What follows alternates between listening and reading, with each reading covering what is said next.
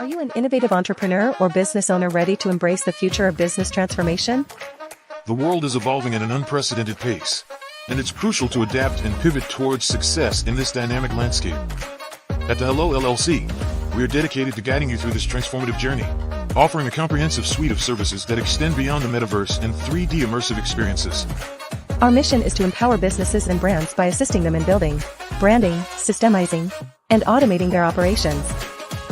We specialize in steering businesses from a two-dimensional existence to a thriving three-dimensional presence, where opportunities abound.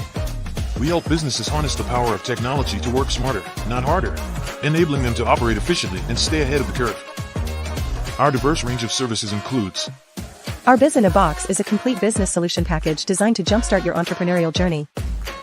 From strategic planning to digital infrastructure, we've got you covered. Your one app, one tap solution. Our Motion Work AI videos transform your brand storytelling with our cutting-edge AI-driven video production, captivating your audience like never before. Our 3D VR environments will step you into the future of immersive experiences. With our custom 3D virtual reality environments that engage and captivate your customers. Lastly, in our Pivot membership program, we offer tailored guidance and support to either show you, teach you, or take care of the transformation process for you. According to a 2023 study by Fundera, a staggering 28% of small businesses in the United States do not have an online presence. This statistic underscores the importance of embracing digital transformation. Having a website is more than just an online presence, it's a gateway to unlocking numerous benefits, including reaching a broader audience, showcasing your products or services, generating leads and sales, establishing trust, providing customer support, and maintaining competitiveness within your industry. The Hello LLC is committed to helping you excel in all these aspects of modern business, not just limited to the metaverse alone. Why should you choose the Hello LLC to navigate this transformational journey? By partnering with us and harnessing cutting-edge technology, you can provide immersive experiences for your customers, expand your global reach, reduce operational costs, and enhance brand recognition, all while working with a company that holds integrity in high regard. Our commitment to ethical and principled business practices ensures that your journey towards success is not only innovative, it is also firmly rooted in trust and transparency. Don't wait. Take the first step towards a brighter business future.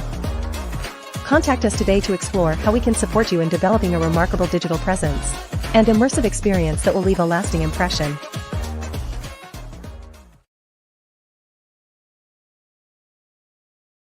Hello, I'm Dr. Alice Duncan, your experienced healthcare ally, mental health advocate, and the innovative mind behind Brand AI Digital Health. I've dedicated over 3 decades to healthcare, specifically focusing on mental health, a field that's not only underrepresented but often misunderstood. I've witnessed the hurdles many encounter when grappling with mental health issues, challenges that are too often magnified by societal stigma and a lack of visible symptoms. Moreover, the mental health sector is often plagued by understaffing and insufficient funding, creating an endless loop of unmet needs. But there is hope. I firmly believe that AI has the potential to be a watershed moment for mental health care. It can make treatment more accessible, less expensive, and remarkably efficient. That's why I established Brand AI Digital Health, where we combine the strengths of AI with the intricacies of mental health care. We are rolling out a wide array of resources like AI Tales, ComIC, blogs, podcasts, webinars, and books, just to name a few. Good morning. These resources will bring you comprehensive care and up-to-date knowledge. In addition, we've assembled an exclusive circle of psychiatrists to collaborate and contribute to AI's role in healthcare. We're not just adopting technology. We want to actively help shape it to suit the demands of modern mental health care. We're also creating focused online communities for peer support, so you can share, learn, and heal together. Join us at Brand AI Digital Health. Let's revolutionize mental health care for the better, one click at a time. Check out the Brand AI membership today and get exclusive access to this amazing content. And welcome to the Mindset Mind Shift series. This morning, welcome to the Eric Kelly III Museum. This morning, we're going to have a discussion on mindset mind shift. When we began this morning, we want you to, first of all, take a moment and clear your mind. And think about your mind. And when you think about your mind, the first thing I want you to begin to think about is clarity with your mind. So before we get started, let's begin to understand what a mind shift is. This morning's topic is going to be the Put your hands together for your MC tonight, Eric Kelly III. we're going as we continue this morning's meeting. I'm pretty sure that I'm going to have more calls. Make sure that you mute your phone and mute your voice as we continue. As I was saying before, what is mindset and what is mind shift? Mindset is what you think and how you think as you have grown. Whether you are a young individual, young adult, or whether you are an older adult or a senior. Mindset is how you think. It's how you respond to your everyday mission. Mind shift is shifting of the mind from the set that you have in place all of your life. So what adds to your mind set? What adds to your mindset is your experiences, is who you know, who's in your ring, and who has imparted their wisdom, their knowledge, or even their ideas on you. That is your mindset. Mind shift is when you get information that you need as you're looking for growth. So this morning,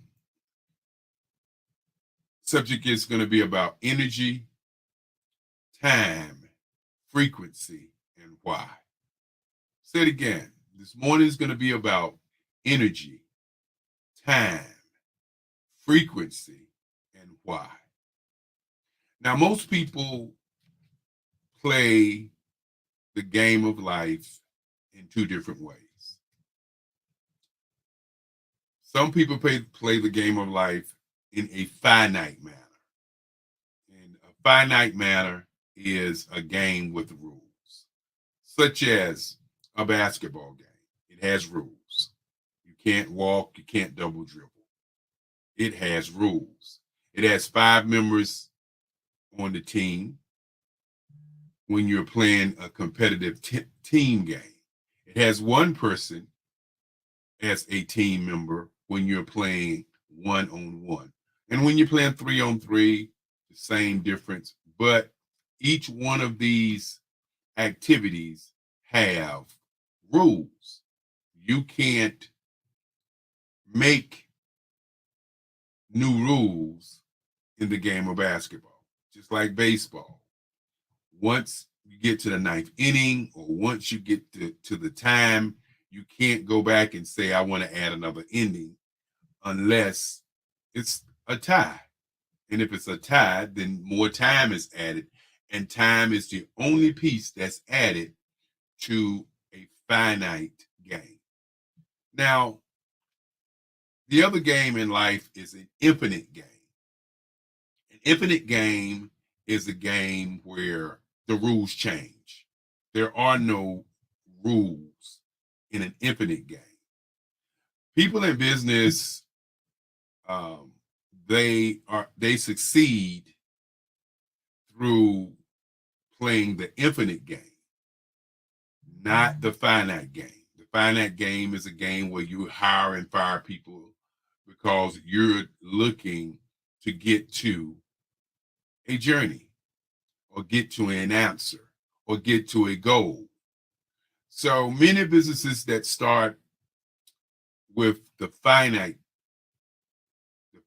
game, they end up going out of business because they've set a box and they've set certain rules. And if you don't follow those rules, people get fired, people leave those jobs, people cannot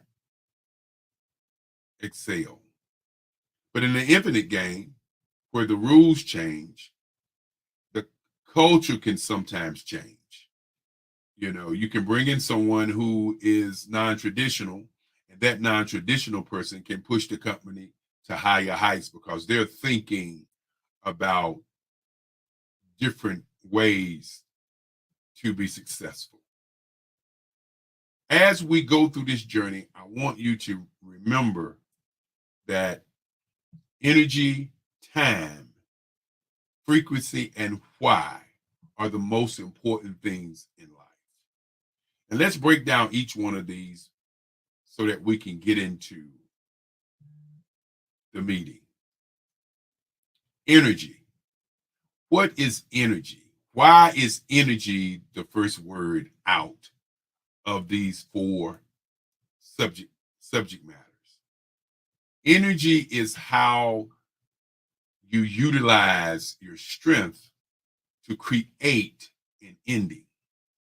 When you have low energy, it permeates around you. Energy also brings to you the kind of people that you are drawn to. Energy also creates the atmosphere for the people that you talk to who are in your ring and who you're imparting how you feel. Many times people don't realize that the energy that you use is what makes you successful, which creates failure, and many times creates procrastination. So the energy that you have each and every morning is a part of what makes you who you are. Some people wake up in the morning and their energy is on high alert because they're so happy that they woke up. Some people wake up in the morning and they just lay in the bed because they dread what the day holds. And some people just don't wake up. So the energy aspect of life is very important. Now, as I talk about energy, you have to talk about time. What you spend your time on is what you get out of life. And many times we can spend our time on bouncing around, or we can spend our time on doing things that don't give us the results that we're looking for. So with our energy and with our time, these two work together to give us our outcome. Frequency. Frequency is a word that many people don't use because many people do not understand why frequency is as important as time and energy. The people that you meet, the people that you talk to are on different frequencies in terms of their success, their failures, or their journeys. And many times the people that you meet, the people that you talk to are people who are on frequencies. So the question becomes, what is your frequency? Where do you stand? Now, many people don't understand that the reason that there are different frequencies and that you stand on different frequencies is because of how you think, how you analyze, and how you move through your life. It is many times you can find yourself in different rooms and you wonder why you are invited into those rooms. There are many times that you're in different rooms and you not only don't understand why you were invited into that room, but more importantly, why are you in that room? And so our next word is why. What is your why? Understanding what your why is more important than life itself. Because many times we don't sit down and wonder and figure out, why do we exist? Why are we here? And when we don't deal with our whys, what happens in life is we end up with our whats, our whens, our hows. So if you don't know what your why is, you will not understand how your life is going to move. So these particular pieces, I want you to think about as we go into our mind shift.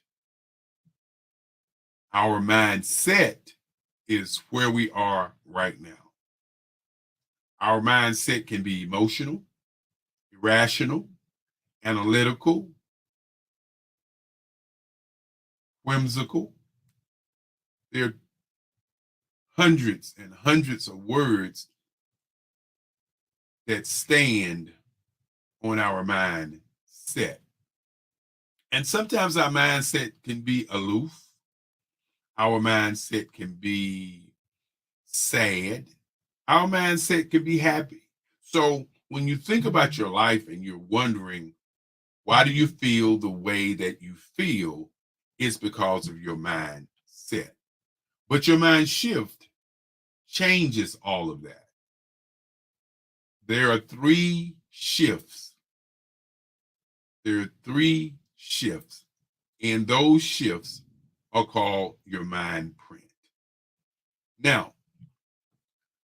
the shift for this morning has to be through your energy, through what you spend your time on, your frequency, and your why. Your mind print is what governs your entire world. I want to say that again because your mind print is what governs your entire world. And so let's start with your print, your mind print. There are 5 prints that you must understand as you move toward or as you follow your journey to your correctness of life. Your first print is your gray print. Your gray print is just as it speaks to us. Gray is a color that you add black and white to. And the more black you add to, the darker it gets. The more white you add to it, the lighter it gets. And so you have to begin to look at what is your gray print. Your gray print is virtually your subconscious mind. Your subconscious mind is the mind that has you looking for whatever your thoughts are. Many times you may see a car. You may like that car. And that car may be a certain color.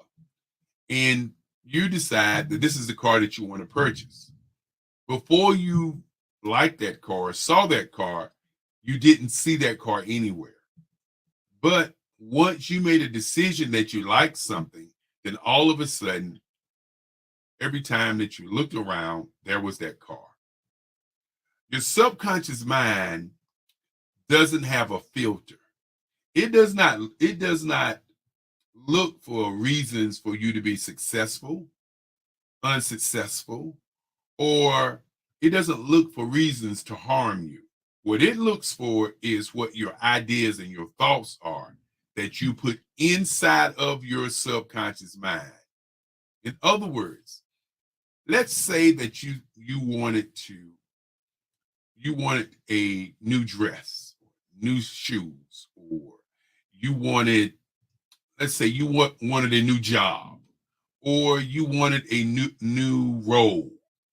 Then your subconscious mind, or you wanted to meet new people in a new space, your subconscious mind will look for those things and place those things in front of you.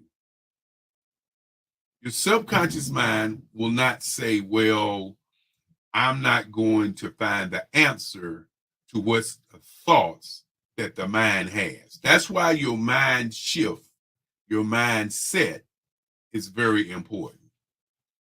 Your mind print and the gray print in your mind print is the most valuable part of who you are.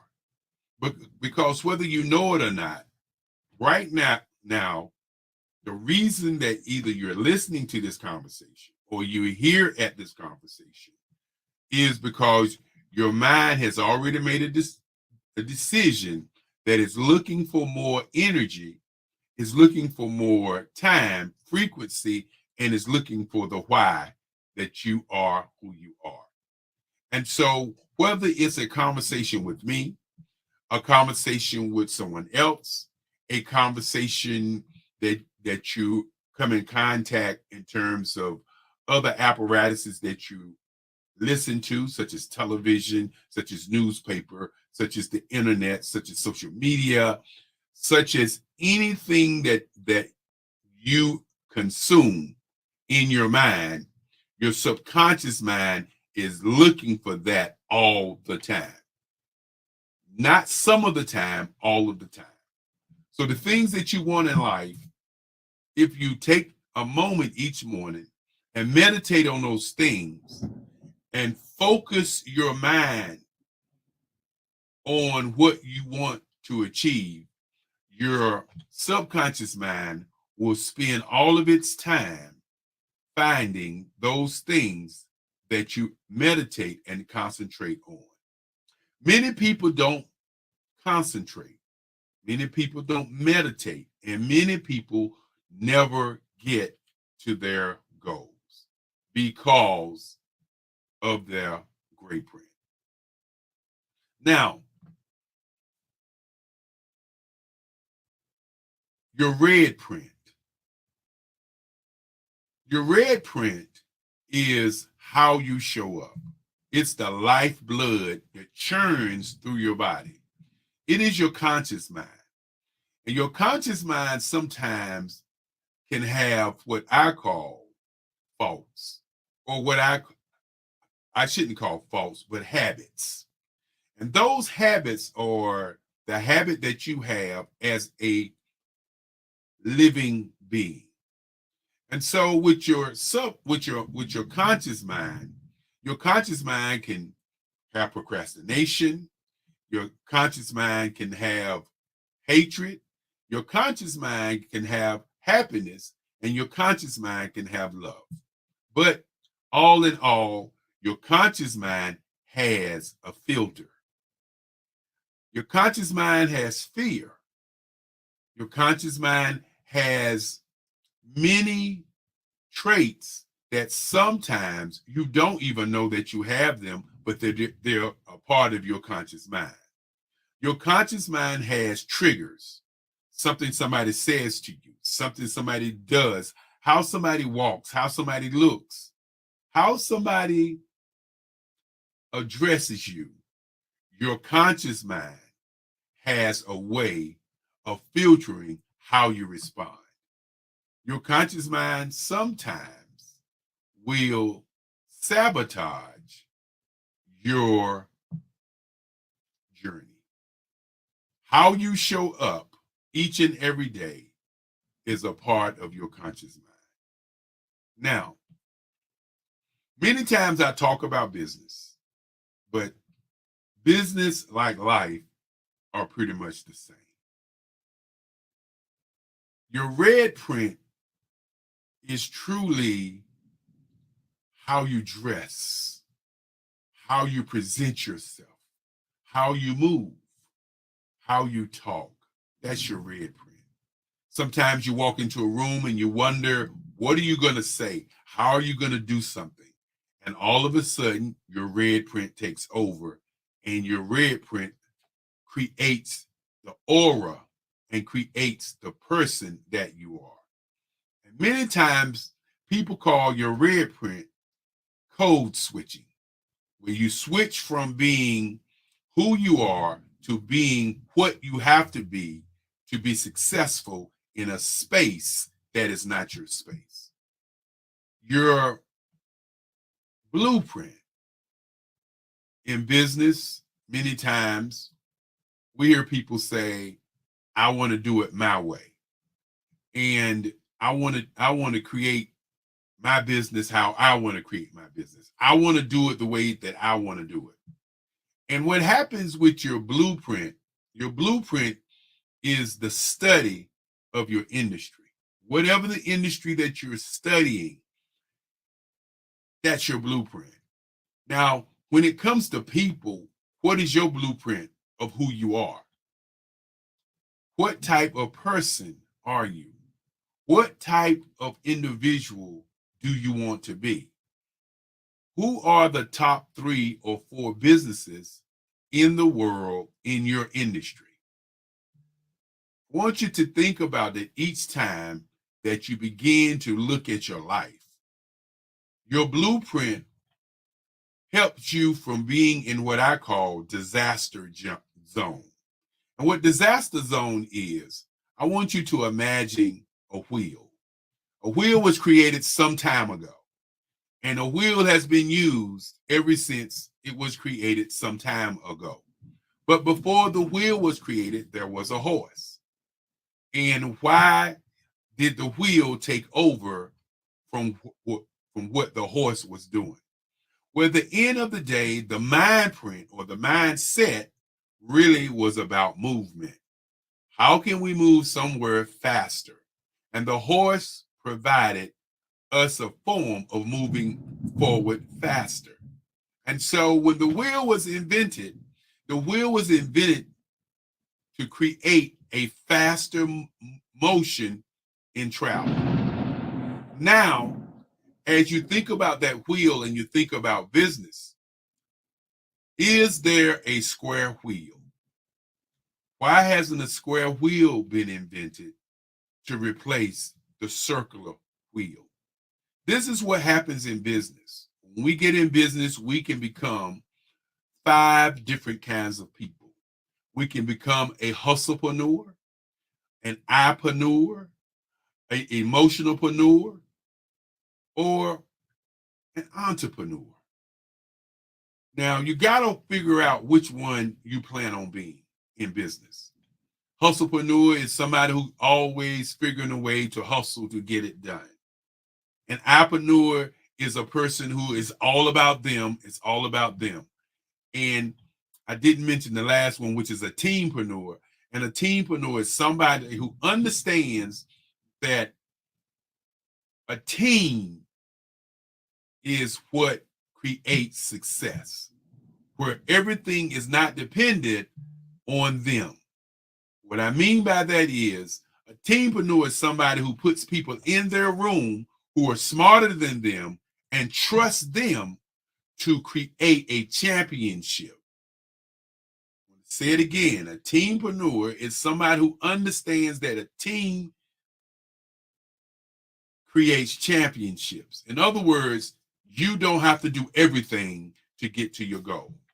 So when we talk about disaster zones, a disaster zone is when you go into business and you decide that you want to do a particular business in an industry, and then you don't study the industry.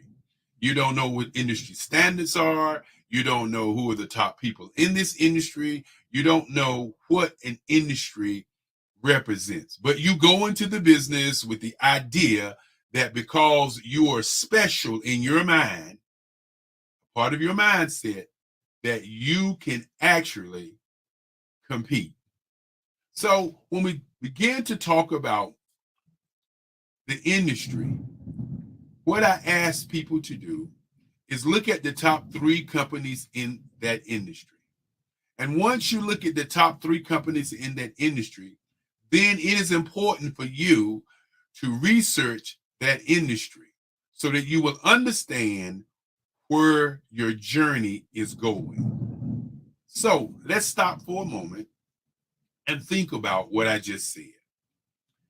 Let's understand that many people don't research the industry because fear of success. I'm going to say that again. Many people do not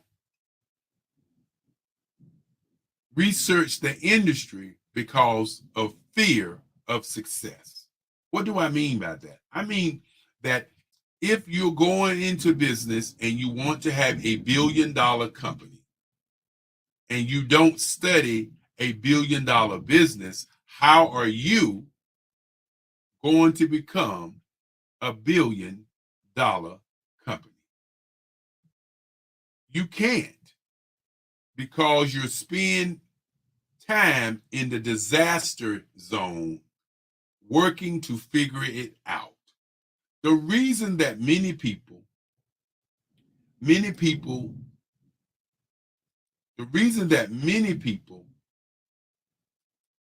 stay in a disaster zone is because they have made up in their mind that they can do it without knowledge of the industry.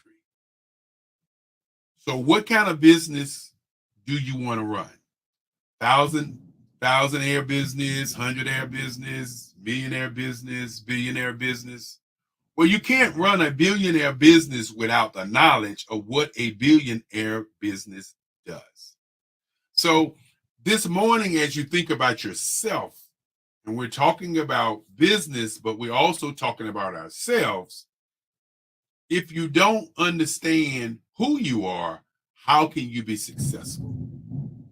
Now, I talked about the red print, and I always want to get you to understand how to change your red print. How to change your red print is called self-development. Self-development, whether it's books, videos, or audios about developing your mind, developing your spirit, developing your frequency, developing your time, your energy.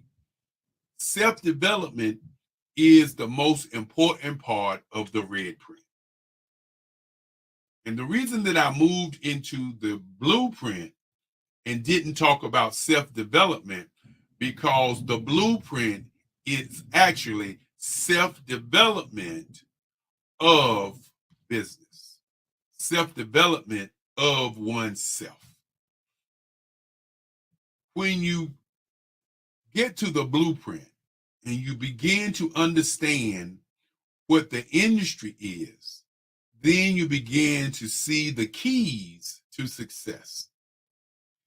A billionaire business, many times people say, well, how do I get the information without going to school to study the information?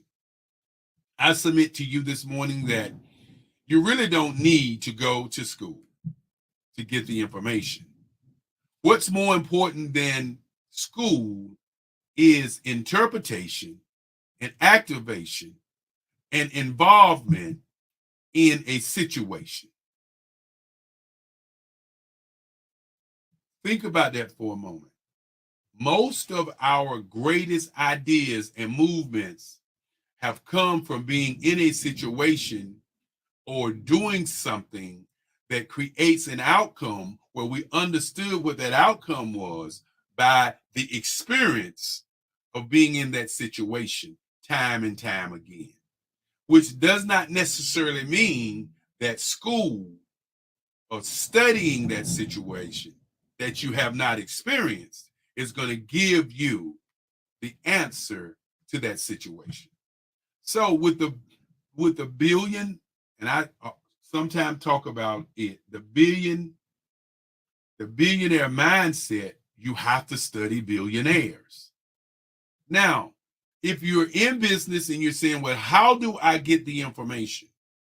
The way that you get the information on any billion-dollar business, because their information is public, is you can either buy stock or you can search the information online, go to the libraries, and find their annual report. Once finding an annual report, it will give you all of the information that you need for your business and for your life. I want you to think about that for a moment. Why is the blueprint the most important? The blueprint is the most important because it's the map to your success. We hear that most businesses go out of business in 5 years. And the reason that they go out of business in 5 years is because of something that they do not know. So you have to ask yourself the question, what are the things that you do not know about the business that you're in? And now let's move to the next print, which is the green print. The green print is exactly what it sounds like. How do I earn money from the blueprint? How does my red print set me up for earning money? And what am I telling my subconscious mind to do as it relates to how I earn money with my green print?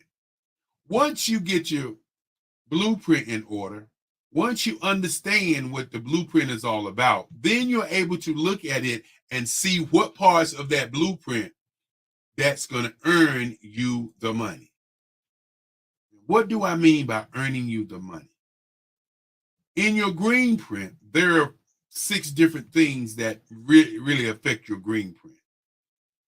Advertising, sales, marketing, public relations. These things affect your green print. What are you selling? What are the merchandise? How are you marketing it? How are you advertising it? These are all parts of your green print. If you go into business and let's say that it's a retail business, there are certain things you have to do to ensure that that retail gets on shelf. And once it's on shelf, you have to make sure that it's sold. And then there's a part of that, of creating that item, that has to be in consideration. And if you're saying that you want to be one person that's creating that particular item, then you're going to go out of business if you are a entrepreneur just creating that product. But if you sit back and look at your billionaire agencies who have relationships with companies in China and Africa and different places, and they're creating the same material that you want to create, and they're utilizing teams to do that, then you can see why you may go out of business and they dominate business. So your green print is very important. And the keys to your green print will be in your industry, will be in your blueprint that you have acquired by researching that information. And then last but not least is your black print. And your black print is wealth management, exit strategy, and retirement. Retirement does not mean that you're going to retire and not do anything else. It may mean that you're going to retire and start a whole new goal, a whole new business. Exit strategy is very important because most people don't understand that we create businesses to sell them. We create businesses for wealth. And so when you start out with the end in mind, and you start out with wealth management, then you're able to see where you're going. And many times people get in business and they just stay in business because they want to be in business. And they're not looking at the exit strategy. They're not looking at wealth management. So when something physically happens to them, then their business goes down because there's nothing in place for their business to continue without them. Hustlepreneur, entrepreneur. hustlepreneur, iPreneur. These are things that I talked about early on. And many times it's a hard reality to understand that our red print is our makeup as an iPreneur, a do-it-allpreneur, that I got to do everythingpreneur. And so we have to begin to self-develop ourselves in our red print for the skill sets that we don't have so that we can become a part of a team to create a championship. This morning, I wanted to take the time for you to look at mindset, mind shift, and mind print. Your subconscious mind right now is studying what it wants your life to be about in the next 5 to 10 years, and sometimes the next 20 years. And it's looking for the answers to the question of how you become successful. But your red print is still saying, this is how I show up, and this is how I do things. Sometimes your red print can be so stubborn until so much information is coming from your gray print until it's called overload. And you can't figure out how to move successfully in life to get to your goal of wealth management. So your black print is always there. Many times people say, and they talk about the art of war. And the art of war is all about starting with the end in mind. So as you read this, or better yet, as you review this information, I want you to think about what it is your ultimate goal in life. Where do you want to be? What do you ultimately want out of life? What is your why that you exist? Focus on that first. And then after focusing on that, then go backwards to your green print. How much do you want to earn? Why do you want to earn it? What do you want to earn it? How do you want to earn it? And then move on to your blueprint. What industry are you going to get in to earn? What industry are you going to get in for wealth management?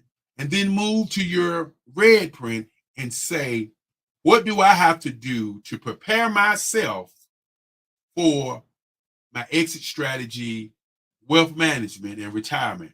What things do I need to get in terms of self-development so that I can get to my end result? Your subconscious mind will find the answers. I discussed earlier energy, time, frequency, and why.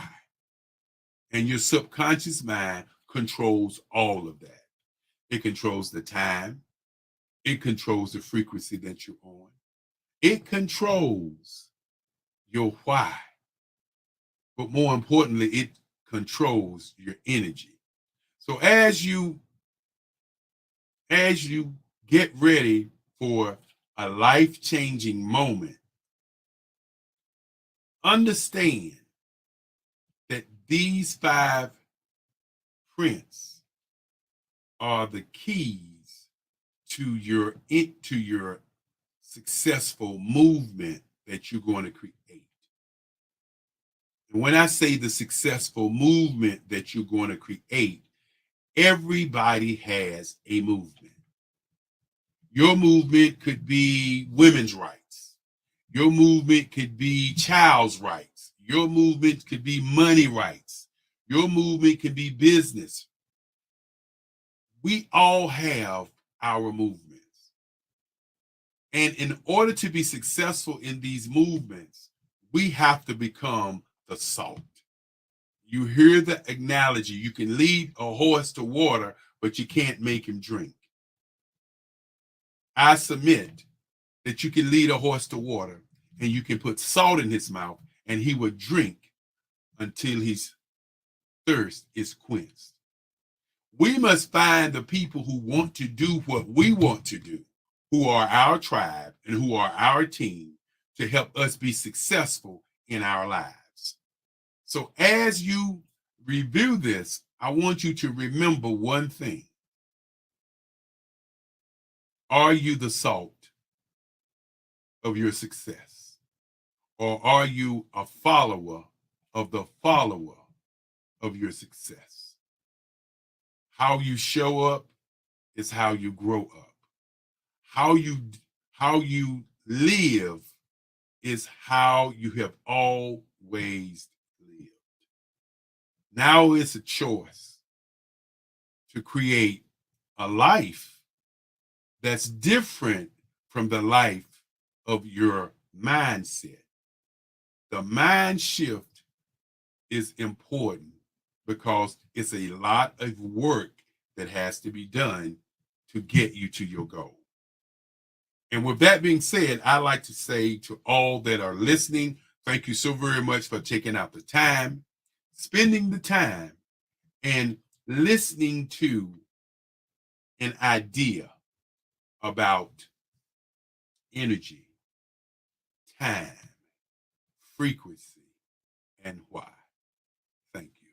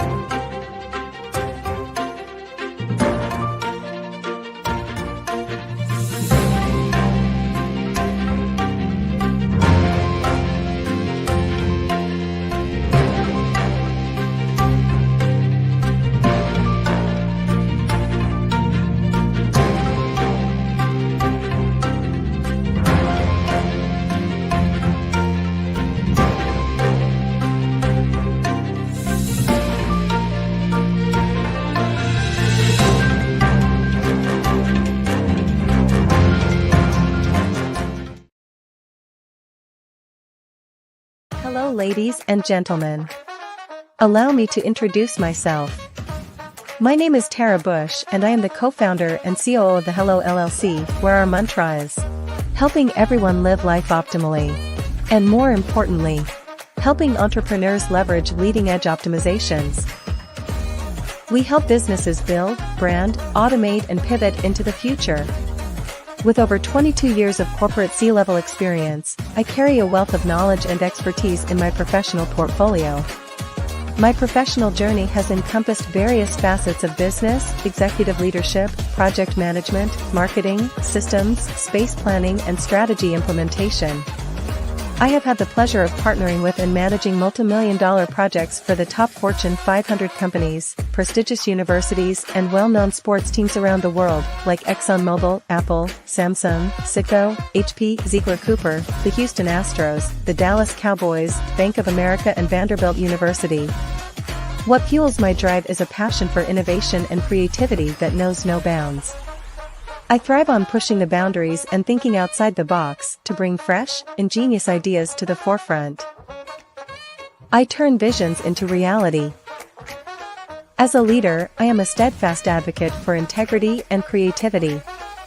I am driven by a profound desire to help individuals and businesses create their own return on time investment while leveraging technology. At the Hello LLC, we are more than just a 3D digital marketing agency, we are a community committed to helping, building and thriving together with integrity. We can either show you, teach you, or do it for you. We believe in the power of innovation to transform the status quo. My fellow professional powerhouses, in the spirit of abundance, I firmly believe that there is enough prosperity in this world for all of us to thrive together. So, I invite you to make the pivot because the future is already here.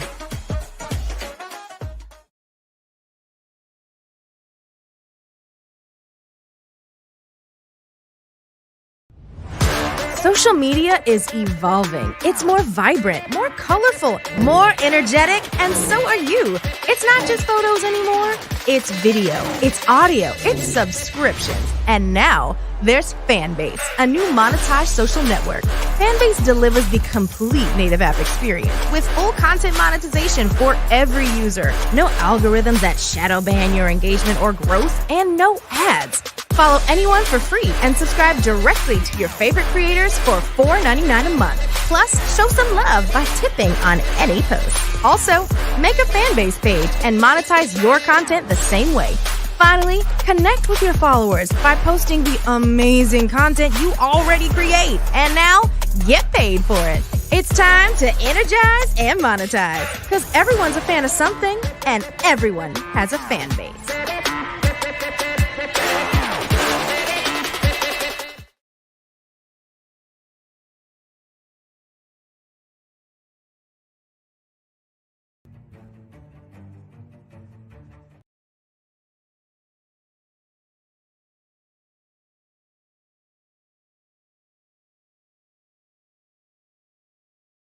One thing's for sure, now more than ever, content creators deserve to get paid. And guess what? We're all content creators. And now there's Fanbase, the new subscription social network. Fanbase delivers the complete native app experience with full content monetization, no algorithms that slow your engagement or growth, and no ads. Follow anyone for free. Plus, subscribe directly to your favorite creators and brands for $3.99 a month. Or make a Fanbase page and monetize your content the same way. Finally, connect with your following by posting the amazing content you already create and now get paid for it. It's time to energize and monetize because everyone's a fan of something and everyone has a fan base.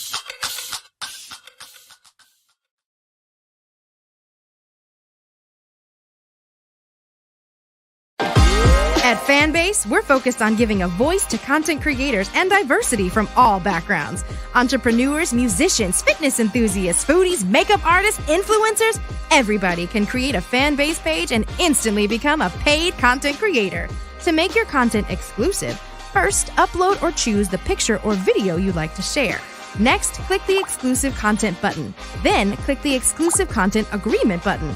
All exclusive content must be owned and created by the user. Exclusive content and their creators are protected from copyright infringement by our fan-based terms of service. That's it! Exclusive posts can be found at the far right tab of any profile and is also identified with a fan-based banner in the feed.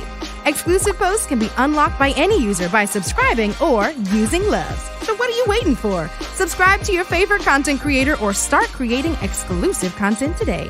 Fanbase subscription social media.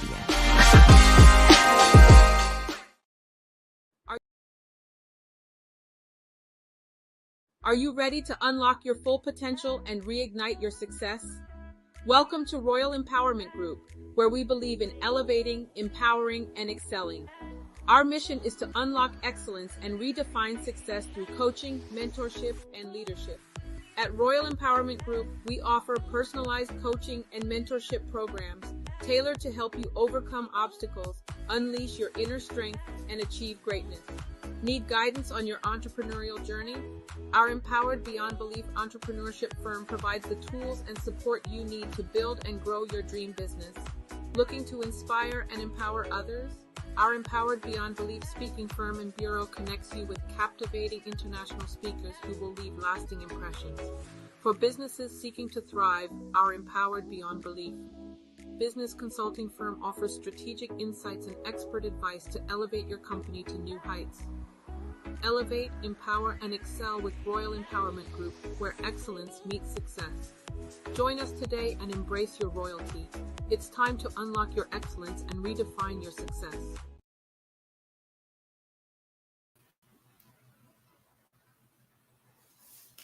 Hello, everyone. Welcome to day 2 of the Royal Influencers Entrepreneurship Virtual Conference. I am Ramona Rogers, the founder of the Royal Influencers Organization and Entrepreneur Virtual Conference. And we had an action-packed, value-filled day with phenomenal all-star speakers. And guess what? Day 2 is not going to be any different. So I cannot wait. And with no further ado, I am going to go ahead and give you a very short, clear, concise introduction to this next phenomenal fireball of energy and consummate professional who also has a lot of background in the television industry as well. In fact, she has so much experience that she also is an Emmy award-winning talk show host. She also is the creator of Get Celebritized as well, showing and teaching phenomenal entrepreneurs, speakers, performers how to do just that. Get camera ready. And with that said, I do not want to keep anyone waiting any further because I'm going to allow her to show you way better than I can actually tell you about this extensive background that she is going to bring. Just a snippet. 20 to 25 minutes is really not a whole lot of time for her to really show you. But guess what? You guys are in for a treat, no less. So with no further ado, I announce and bring to you Araya McGarry. How are you? Hey, Ramona, how's it going? Can you hear me? It is going phenomenal. Yes, I can hear you just fine. Okay, Thank good. you so much for checking. And yes, absolutely, Araya. I'm going to get out of the way and let you take over as you are so good at doing so well. And I will be back shortly just after you're done, okay? Round of applause to you, Ramona. You do an amazing job. I cannot wait to watch all the replays from yesterday and then be part of it today. I was traveling yesterday, so couldn't watch, but I heard great things. Oh my gosh, the buzz is everywhere on what happened yesterday with all your phenomenal speakers. So I can't wait to see all the replays. So excited because you know, school is never out for the pro. All of us speakers, you think we've all arrived and we know everything and we're the Yoda of the world? Absolutely not. We're all learning from each other because we all have our own wheelhouses and our specialties and things we excel in. Then there's these other pockets of business that we're not so good at. We need to improve. We need to level up. So we lean into each other because you want to take advice from people who are where you want to be in that particular arena, like whether it's finances or whether it's real estate or whether it's television. You find the one who's doing what you want to do and you hang on. So I'm very excited to be here today. Yes, my name's Araya, like a ray of sunshine or a ray of hope. I am a cancer survivor. I shouldn't even be able to talk. So I love to give people hope that I'm still talking. And I won the Emmy Award for having my own talk show after they told me I'd never speak again. And not only do I do that and events, and now I've been launched into the TV podcasting world, everything I do is included with microphones, and I'm not supposed to talk. So what's stopping you from your biggest and greatest dreams to coming true? So first and foremost, I want to help you believe in your dreams, because you're going to get overwhelmed with lots of great information these 2 days. Just want you to take a breath and then decide what's your next best step. Who is your next best mentor that you want to tap into? Because there is a fine order to business acumen, your business plan. So do what's best for now, your next best step, okay? All right, with that, my specialty, as I am in this industry, I've been doing television since I was born and raised in New York City and did soap operas when I was a teenager. Yeah, remember soap operas? Edge of Night. Then I went to musical comedy. Then I gave my acting career a little bit of a break. Got married, had my daughter, and went into a different line of work, went into sales and all that good stuff, because I thought that industry I was getting too old for, or it was just too hard to get into. And the people in it weren't, warm and fuzzy and nice and sweet. So I went on to other things, which was great. But full circle, when they took out my vocal cord nerve in 99, God had a plan for me. And he said, I'm going to open up the world to you, and you're going to be the voice of the voiceless, the voice for the good stories of the world, the nonprofit stories. Those are the people that are making the world a better place. So I started doing that, and went into my own television show, won the Emmy. The rest is history on that. But now he's never done with us. Just know God's never done with you, okay? And so now he's got me into doing podcasting and helping others. Now is my time to share the spotlight. That's why I have the Limelight Network, to share the spotlight with all of you. So that's shining the limelight on great business owners. So I help you celebritize your business. And today, what I'm going to show you, just a small snippet. But if you need more of what I have to offer, we'll talk. I'm going to give you today 10 beginner mistakes TV podcasters need to avoid. I talk fast. I'm going to try to throw a lot at you today. Know that you'll be getting the replay, but get some notes, and then you can maybe put me on slow-mo. So I'm going to give you 10 mistakes that you want to make sure you avoid. But before I do that, let me just tell you a few premise things, okay? For one, becoming the celebrity influencer in your industry is paramount now. Everybody is vying for the attention. It is no longer the best in the business, the ones who graduate from Harvard or graduate from this school or that school or have all these degrees that get all the clients. It is the best known. And the pandemic really threw us into that. Social media has thrown us into that you will probably notice that there's a lot of other people getting your potential clients, and maybe you're better than them. Maybe you've got such a great secret sauce that, gosh, you could help them do that better, faster, even maybe less expensive, but they don't know about you. That's the key disconnect. They don't know about you in this crowded world of social media noise. How are they going to buy from you? So I help entrepreneurs celebritize their business, stop being the best kept secret, and get out there and use now the most trending social media platform in the world, bar none. I know you're all thinking, it's TikTok. It's not TikTok. TikTok is 30 seconds, 5 seconds, 60 seconds. Oh my gosh. How much edutainment can you do? You can do some. You can do the little PR sizzle reel. But the most popular now, trending, I'm going to give you some facts, is podcasting, and now TV podcasting. And I've been TV podcasting for over 3 years now. YouTube now allows you to make your videos, your series into podcasts, where people are leaning into YouTube and want to listen to a podcast or listen to YouTube music. They can find your show, and it's a video as well. So I'm all about turning on the cameras. You have more to repurpose. You get to see people, so you get to attract the clients that like to learn visually.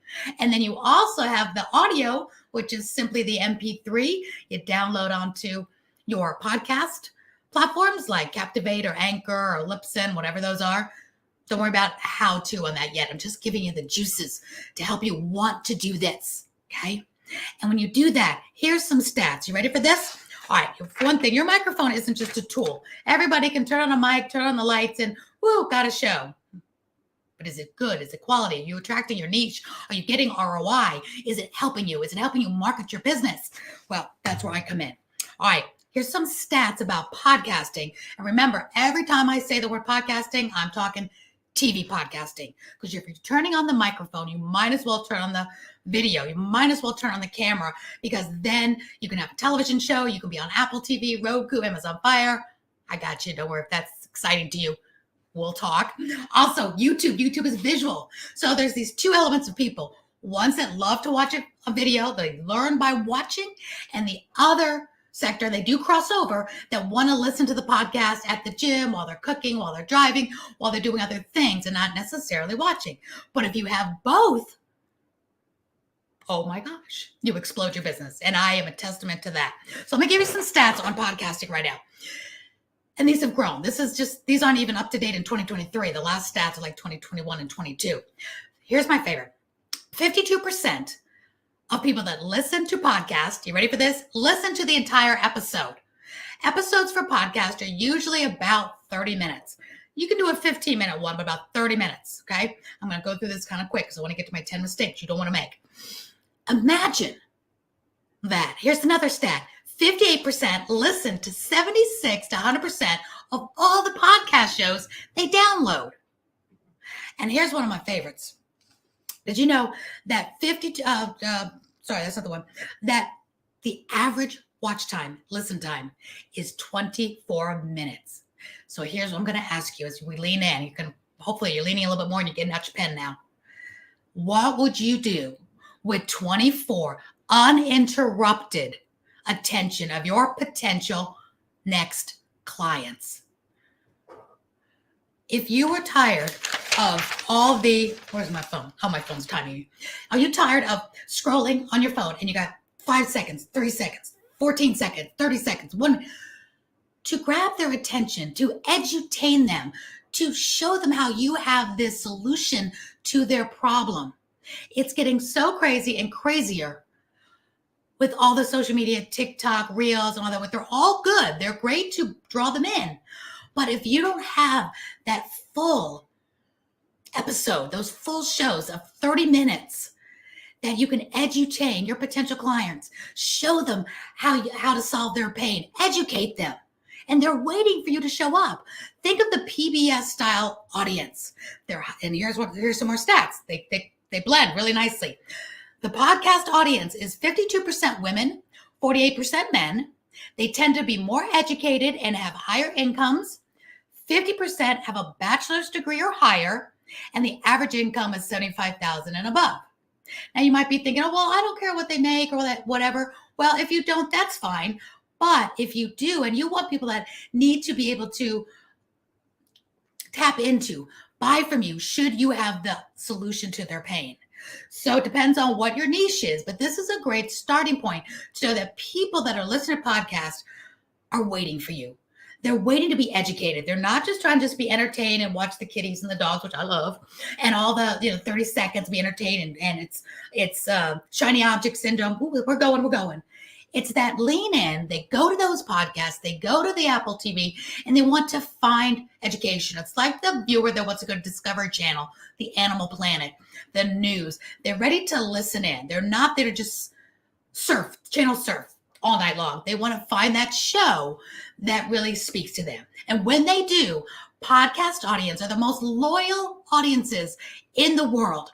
Because when I said they have 58% of them, so more than half, actually listen to the entire episode of 76 to 100% of all the shows. They say, I want to listen to that one. And they download it. They're going to get to it and come back to it. And that could be you.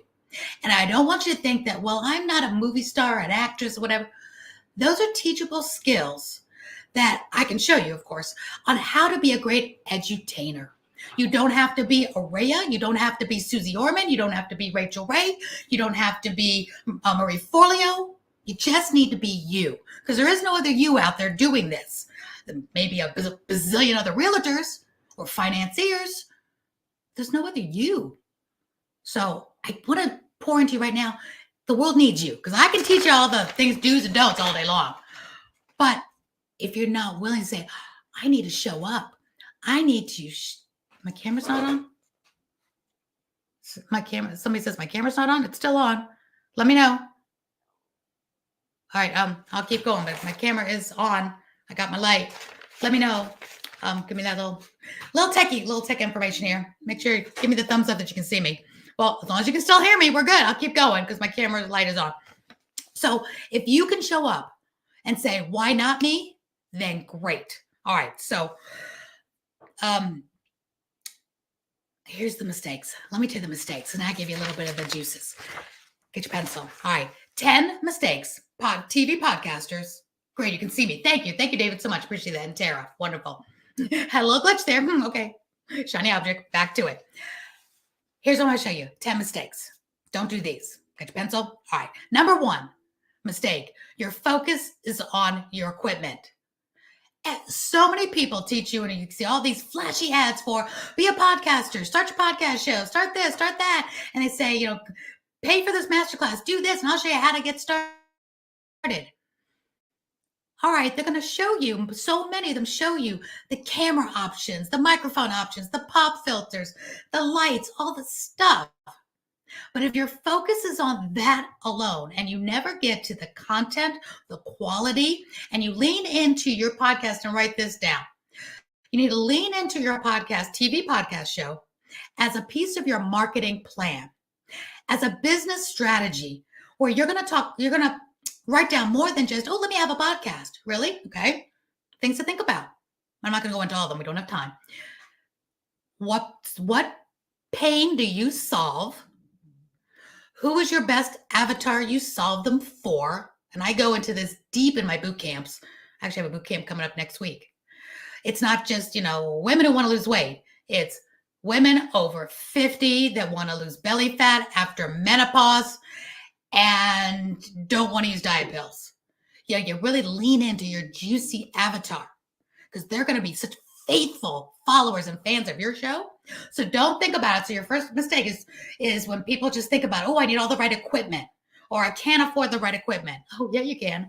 If I could show you how to do it on a dime with the equipment and win awards, I won awards for my online show. I won silver Telly Award for my online show. Do I have a $1,500 camera? No. I have quality content. I come to the platform, and you can too, with quality interview skills, with quality show skills. As long as I got a camera on and good lights, I don't look so bad, right? I got you. I will show you how to do this. So number 1 mistake is you're just focusing on the equipment. Got to get all the right equipment. Mistake number 2, you're starting your podcast without a niche. It's really important, like I just said, to have a niche. Who do you really want to speak to? Because they're going to be really faithful to you. Write this word down if you can. You are going to build a fanatical fan base. They cannot wait for your show. You have the solution to their pain, like so juicy, specific that they can't wait. Maybe it's real estate investors for millennials. Maybe it's ADHD for college graduates. Maybe it's ADHD for the senior citizen, for the empty nester. Really zone down, because I'm going to tell you, and again, I show this in my training though, I dive deep into some of the most successful podcasters and how their niche is so juicy, like love and dating. There's a difference between love and dating when you're 20 something, never been married, no kids, and there's podcasts for this, and I'll show you this to you. And how you want to talk about love and sex and raunchy and all this good stuff. There's a podcast for that. I'll tell you what it is. It's called Call Her Dad. Call Her Daddy. Call Me Daddy. Call Me Daddy. It's like, I'm forgetting what it is. It's like Call Me Daddy. And it's young, it's hip. Think of like Kim Kardashian style. It's got the hot pink. It's obviously for young girls to talk about that, right? There's a difference in finding love. Love is love though, right? But there's a difference how you attract and the conversation you have if you want to do finding love for widows who are married for 30 years or more and want to find love again after true love. There's a whole different conversation you can have, but you're still a dating love coach. But who do you want to speak to? Does that make sense? Okay, so niche in, and yes, you'll get other people that will listen. It won't be only them, but when you really dive deep, you will make such a bigger splash and impact. So the number one mistake people make is they jump into a podcast and they just want to talk to everybody. Niche it down. I promise you, you'll get better ROI. Because talk to people who have like a bigger, like a widespread, they just talk to everybody. Find out what their ROI is. Find out, are they really leading people to their programs, to their products and services in a non-salesy, educational way? Because people will want to buy from you when you entertain them and educate them. You won't even have to say, buy my book. They'll be looking for your book. They'll be looking for your programs. They'll want more from you. So what happens to me when we watch like Maria Folio, right? Or Mel Robbins. She doesn't have to say, buy this, buy that. We love what she does. Oh, you go to her website. It's so simple these days when we do things like that. All right, number 3 is I'm watching my time. Ready? Got your pencil? Obsessing over statistics will lead you down a dark hole.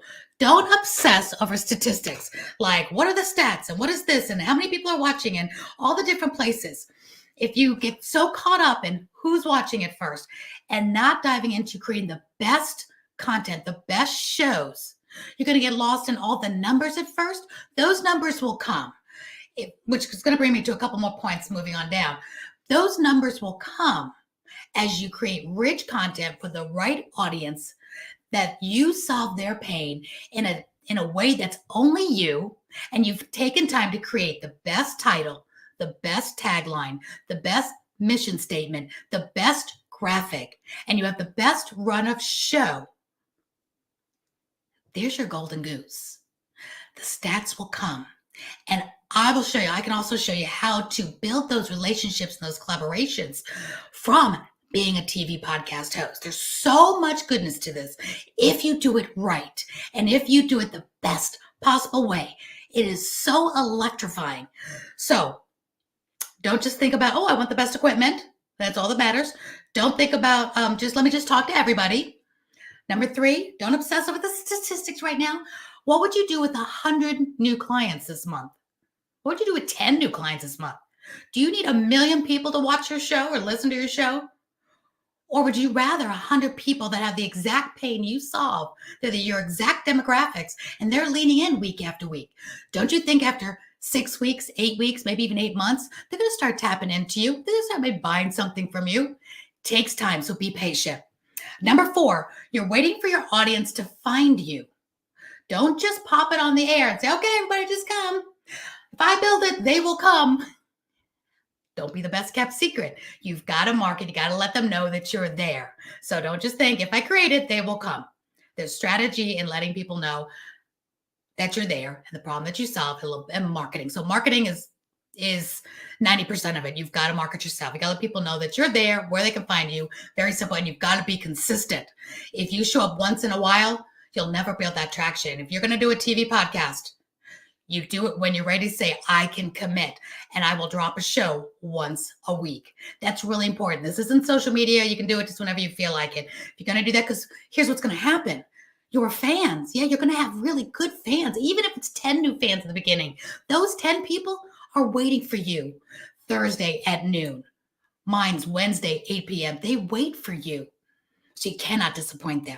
And it's not hard. We can batch content. So there's some easy steps to do this. So when you're ready to do that, that's when you can lean in. All right. Number 5, starting your podcast without pre-recorded episodes. Don't just jump in and just start airing. Okay, I'm going to do one this week, and you haven't done one yet. I like to say a magic number is 4 to 6 in the can, and then launch. You don't need 500. You don't need even a dozen. You've got 4 to 6 in the can. You're ahead of the game a month or so. Don't worry about the whys yet. I'll teach how that works, how the system works. But I just want you to know the mistake most people make is they just jump on the air, they upload one, and then they realize life happens.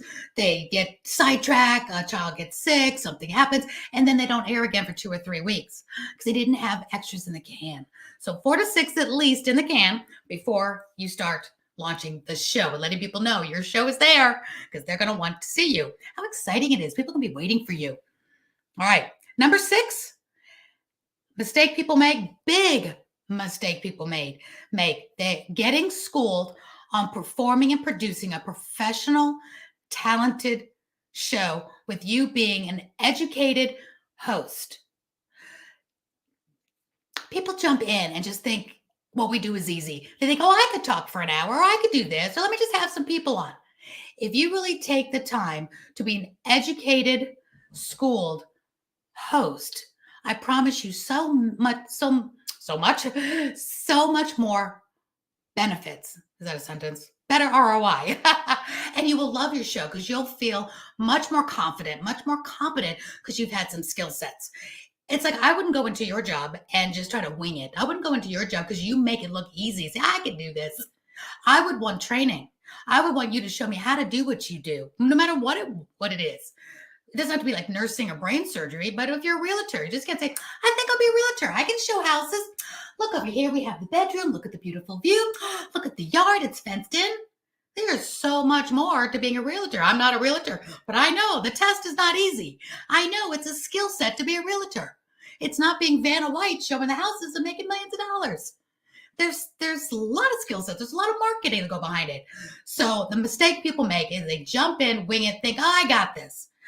And even if you have the best personality in the world and you love people and you're a speaker and you're on the stages, there is a skill set to being a host. Just like actors make everything look easy. There's a skill set. When I was in theater and I did acting and I've done movies and I've done soap operas, one thing my agent always said, never stop taking classes. Meryl Streep takes classes. Any of your favorite, your Julia Roberts, your Reese Witherspoons, your Jennifer Aniston's, they're constantly honing their craft. That's why they make it look so easy. So we make it look easy. I've done all the training. Now, do you have to go to acting school for this? No. But there is a skill set to be a great host. And then the other question is, not everyone needs to be a host that interviews other people. Remember, if you do that, you're shining the limelight on them, not on you. There's a wonderful balance of how to be a host. Bring on people that talk about your topic, that help complement your skill set, your brilliance, but you're bringing on guests to have the conversation on that. I see we're almost done. Okay, I got a few more minutes. So you need to know those skill sets. All right, let me keep on going. I've got 3 more. Editing is choppy and unprofessional. Don't get caught up in that. I can show you how to do live to tape. So big mistake, people have choppy, bad editing.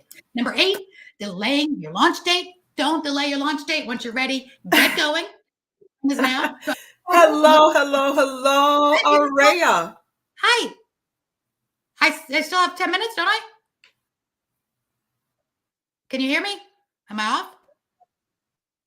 Can you hear me?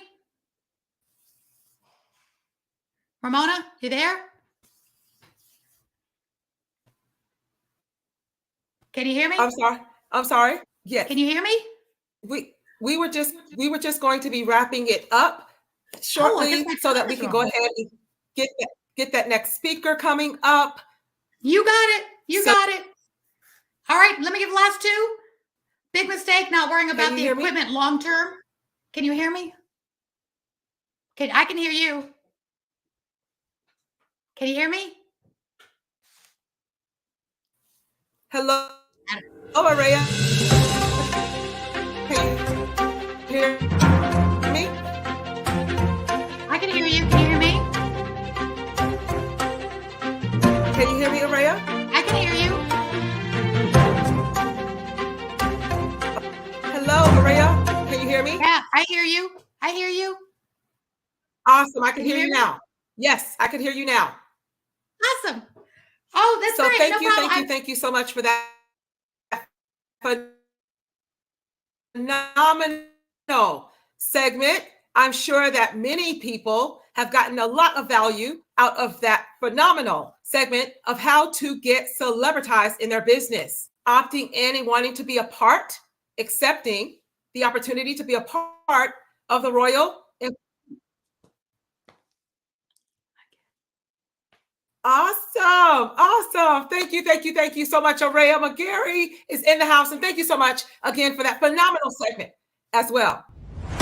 Social media is evolving. It's more vibrant, more colorful, more energetic, and so are you. It's not just photos anymore. It's video, it's audio, it's subscriptions. And now there's Fanbase, a new monetized social network. Fanbase delivers the complete native app experience with full content monetization for every user. No algorithms that shadow ban your engagement or growth, and no ads. Follow anyone for free and subscribe directly to your favorite creators for $4.99 a month. Plus, show some love by tipping on any post.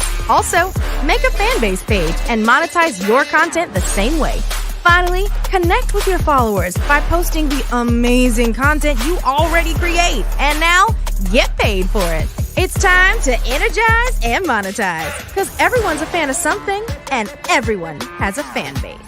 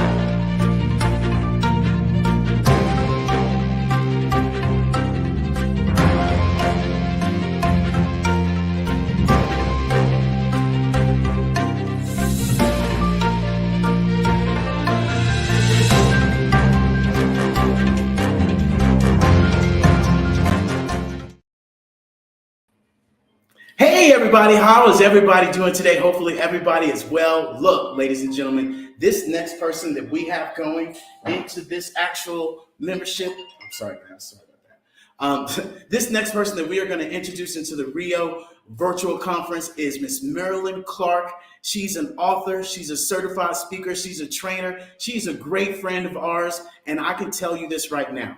This woman is absolutely amazing when it comes down to motivation, when it comes down to leadership, when it comes down to giving you that daily motivation that you need every day, especially on all her social media platforms. And it is a pleasure to introduce her and have her as our special guest and speaker in this Rio event. And Miss Marilyn, I just want to say thank you for doing what you do.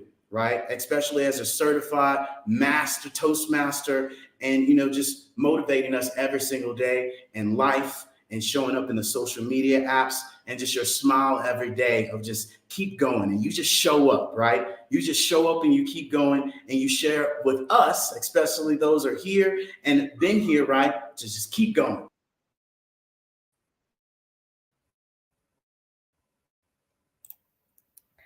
Hello, David. Hello, everyone. And thank you, David, for that fantastic introduction. I am so excited to be here today. I must share this. My family and I are getting over COVID, and Ramona volunteered to do my segment for me, but I insist on being here. I did not want to miss this. So let's jump right in. Again, I am Marilyn Clark. I'm a certified speaker, trainer, and coach. And today I want to talk about success. And what is success? Success is not a destination.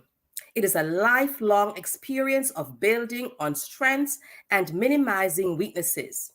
It focuses on what is most important to you. It guides personal and professional development through inspiration, motivation, and training. Now, if I were to give my speech a topic, it would be keep it real. Relationship, education, attitude, and leadership with love. But today, I want to focus on relationship. Now, there are many components to relationships, but I want to talk about the first relationship, the most important relationship you have, and that is the one with yourself. I love this quote by Julie Hanks. licensed clinical social worker. She says, a healthy self relationship is the ability to value yourself as a, as a person and embrace your strengths and weaknesses. You must value yourself. You can't have a healthy relationship with others if you don't have a healthy relationship with yourself. Who are you? And why are you here on planet Earth? You have a purpose. You see, once you get it that you are here for a purpose, you have an assignment, you will have healthy relationships with yourself and with others. So, what is your purpose? It's your gifts, your talents, and whom you will serve with those gifts and talents. You see, you are a servant leader. If you do not value yourself, it isn't easy to value others. If you do not value yourself, you will attract people who don't value you. Is that what you want for yourself? If you do not value yourself, you aren't going to draw valuable things into your life. So it is important to know ourselves deeply because it builds self-awareness and esteem, and that enables healthy connections. You can fully show up in relationships when you have self-knowledge and love. Let me repeat that. You show up with self-knowledge and love. We need to make self-care a priority as it gives us the energy and well-being to care for others deeply.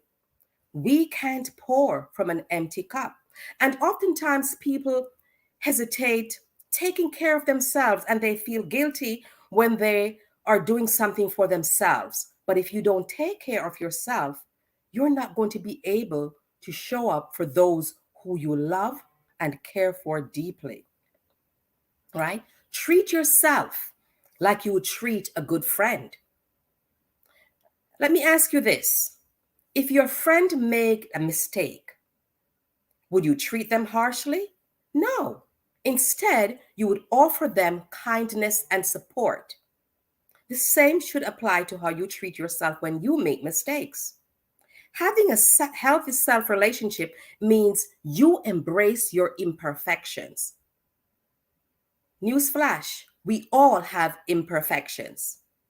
It helps us to cultivate self-love and acceptance.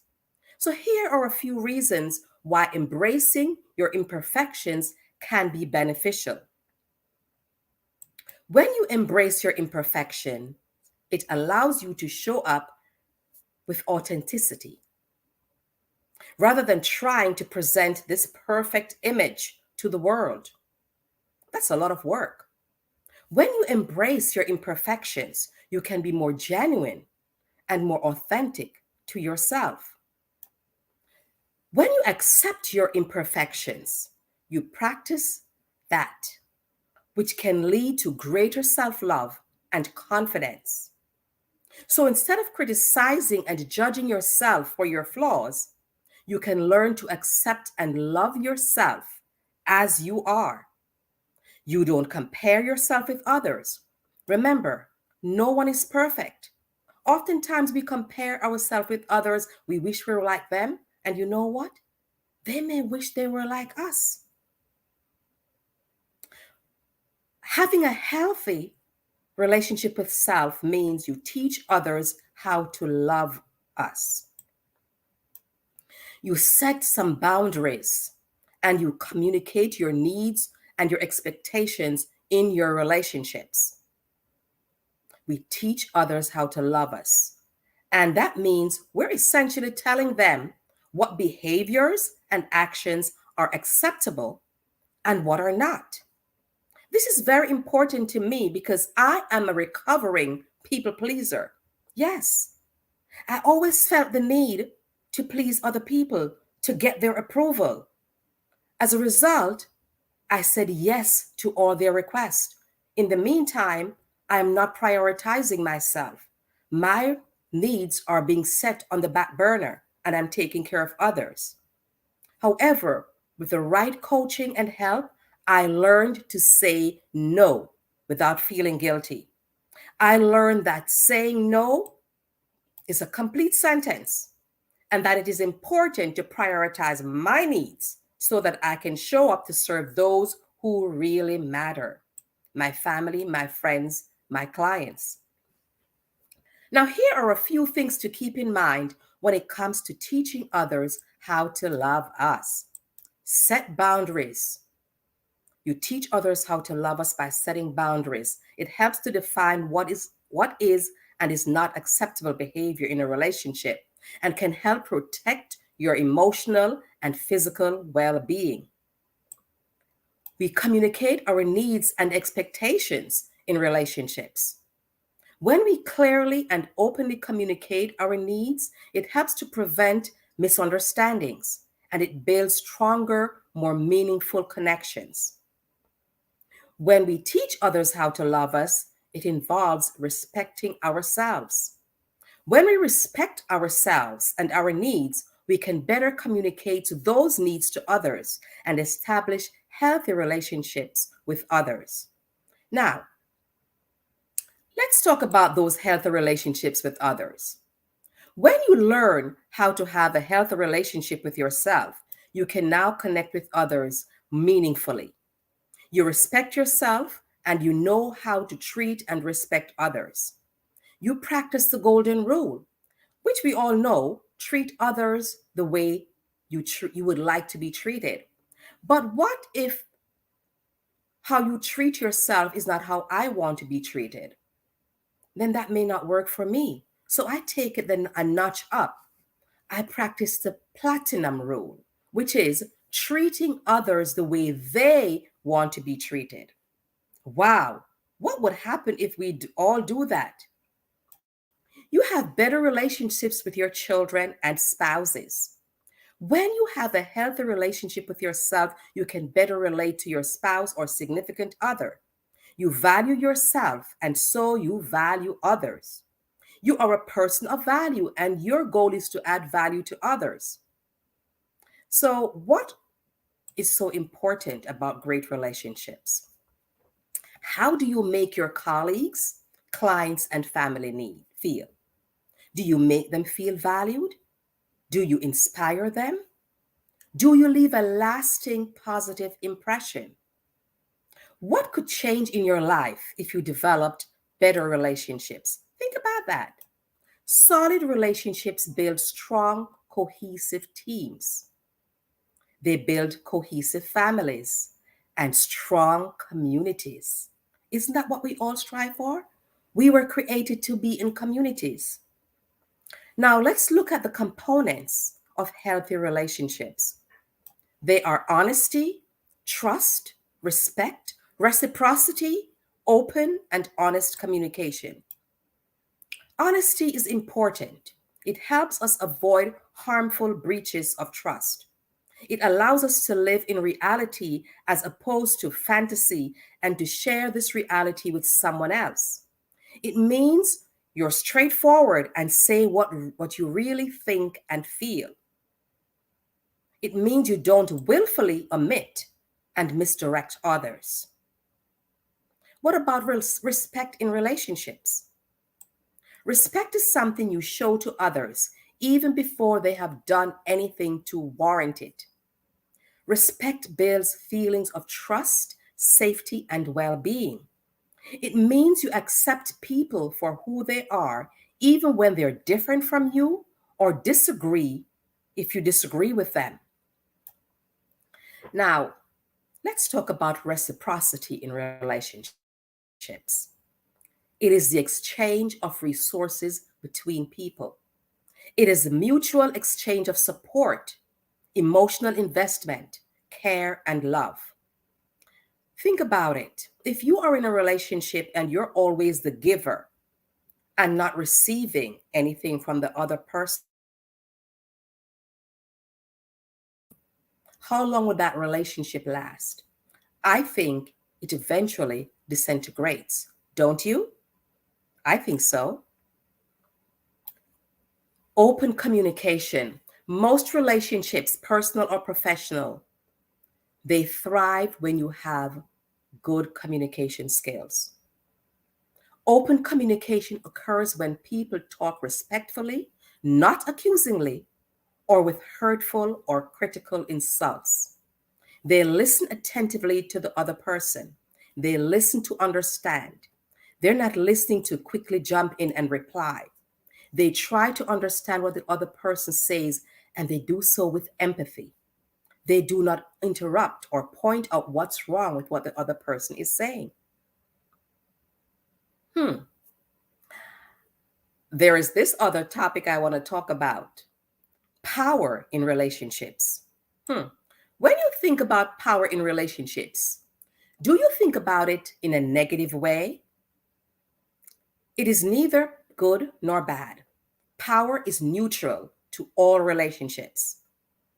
Let's talk about how we handle power in relationships. In relationships, we can have power over or power to.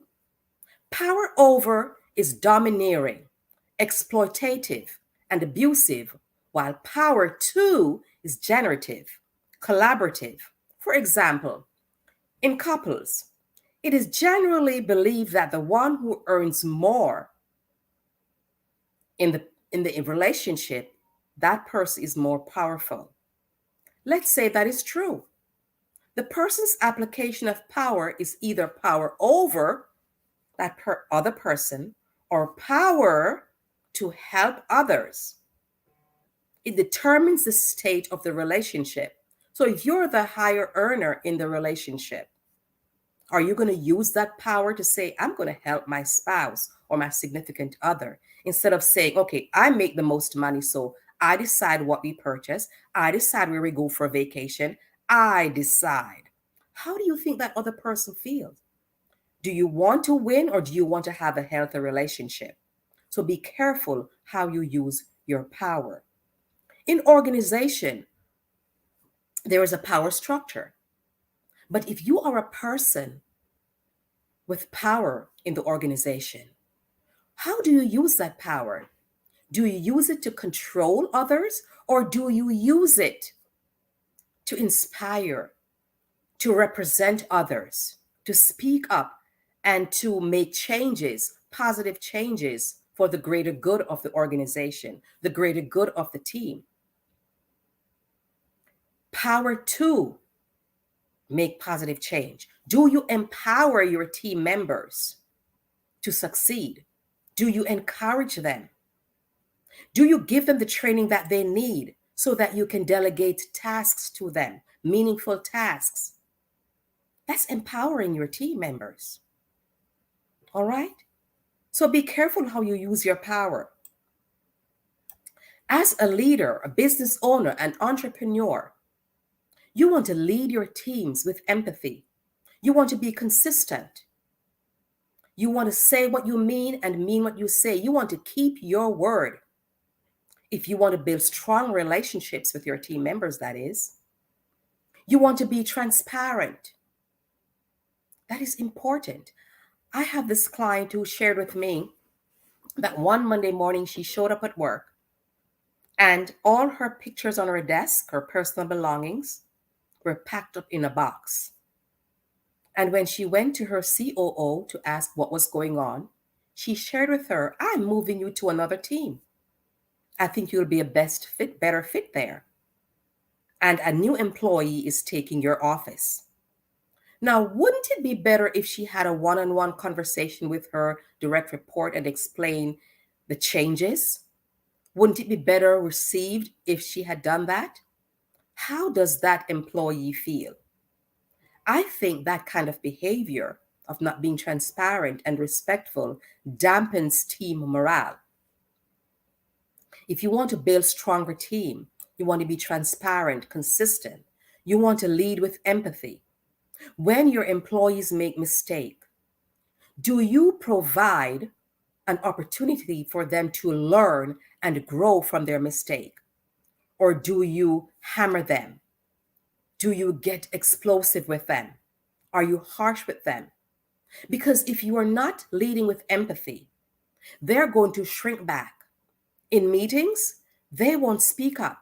They won't share that idea that is burning. They won't share anything new because they are going to be afraid of rejection and afraid of job consequences. So you want to provide an avenue for feedback. You want to get to know your team members, get to know their personality, their communication style, their personality style. Get to know them so that you could put them where they're best needed. Because you have a dream, you have a vision. You're not going to do it alone. You need a team of people to help you succeed. How do you treat them? By not being transparent? No, you're going to be transparent. When you promote someone to a leadership position, you provide them with adequate leadership training. You don't set them up for failure because that's a disservice to them as well as the teams they lead. You want to thrive to be a moral authority leader. It's the highest level of authority. It's not about your position or your title. You get it from the people you lead. You earned it from them. And that should be your goal. Your employees will love you. They will thrive. They will be high achievers. They will be performing at such a peak. And when they do that, productivity increase, and so does your revenue. So what type of leader are you thriving to be? Are you motivating them?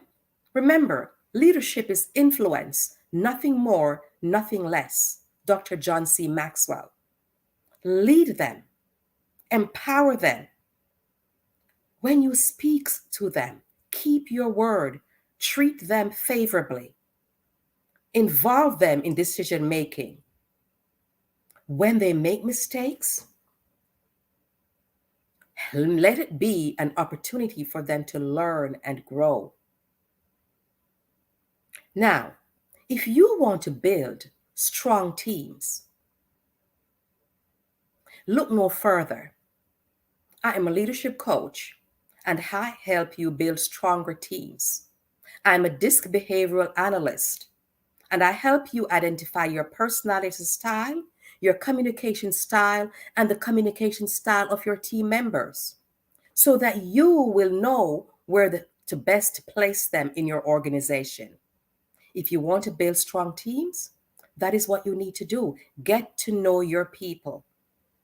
Let them know that you're there for them.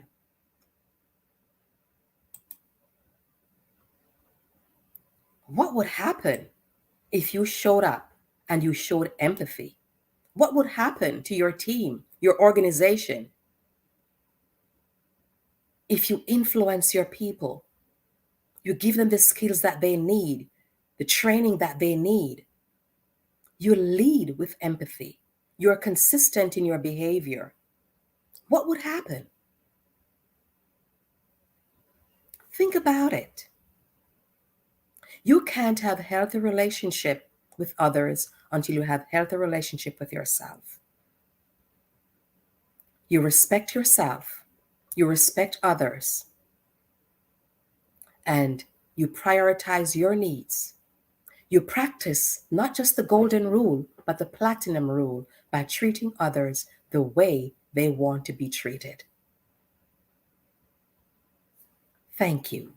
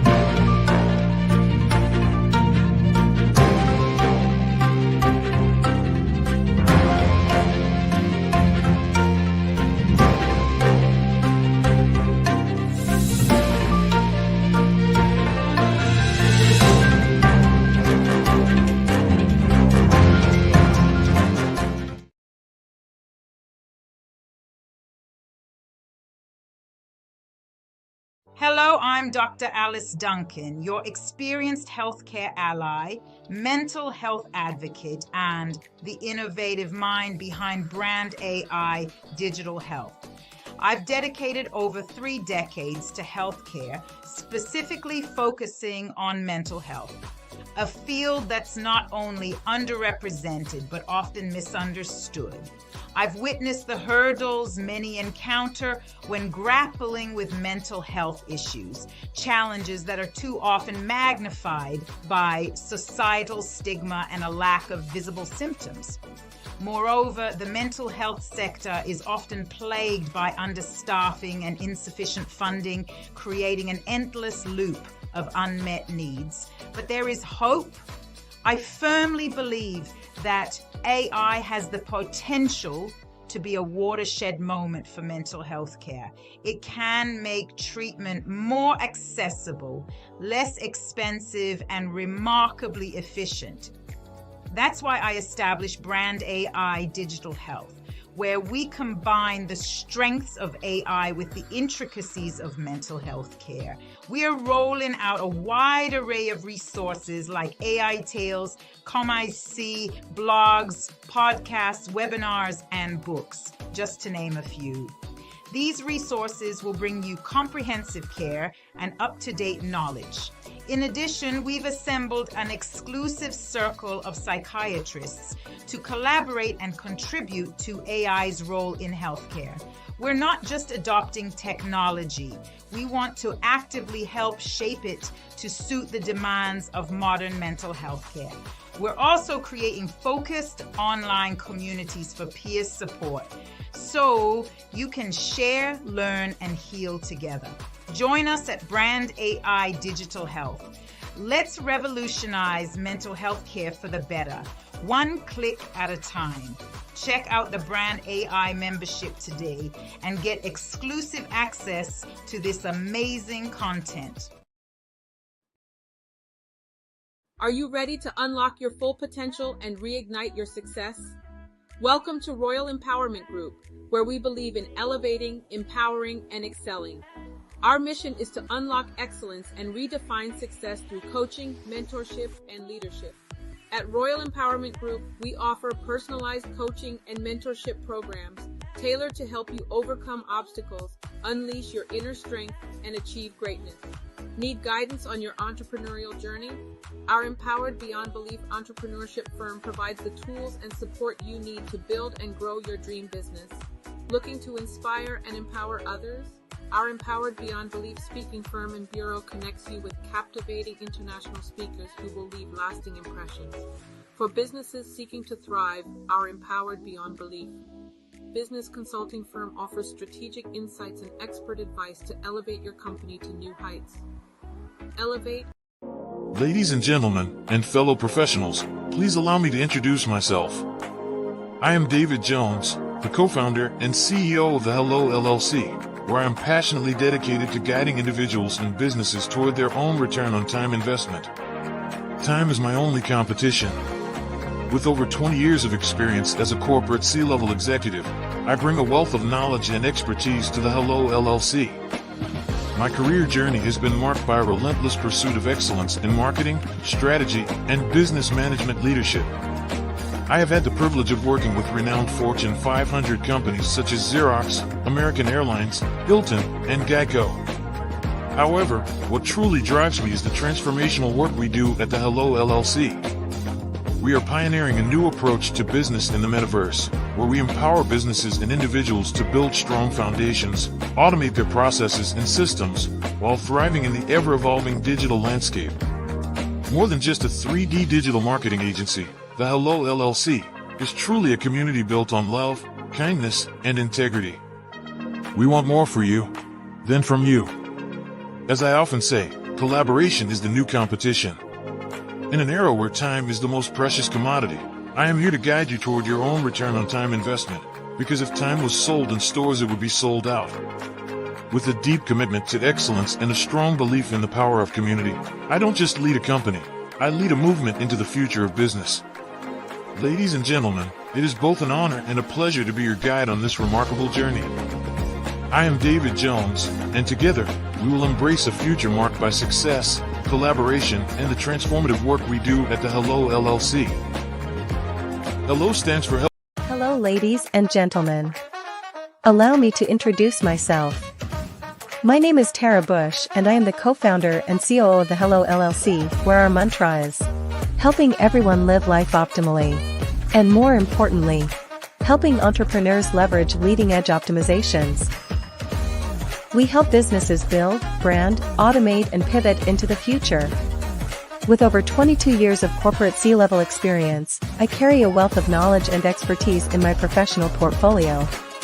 My professional journey has encompassed various facets of business, executive leadership, project management, marketing, systems, space planning, and strategy implementation.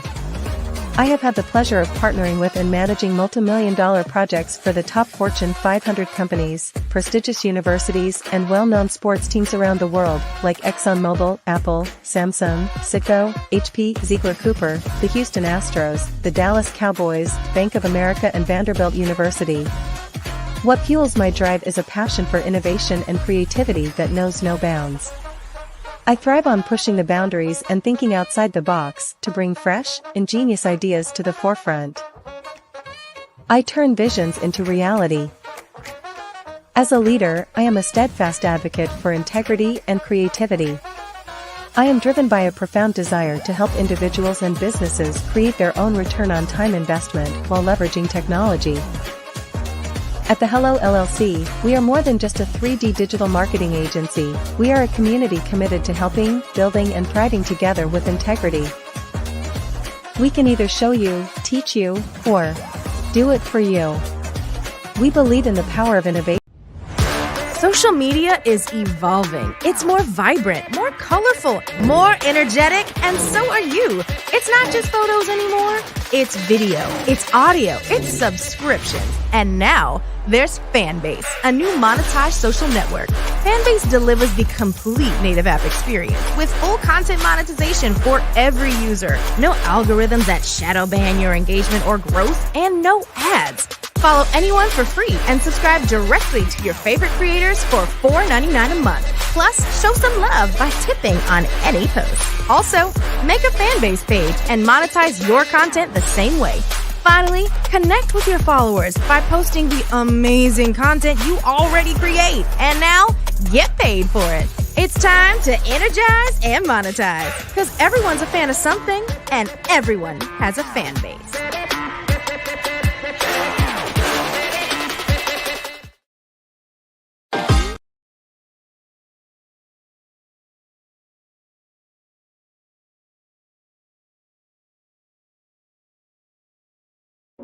Ladies and gentlemen.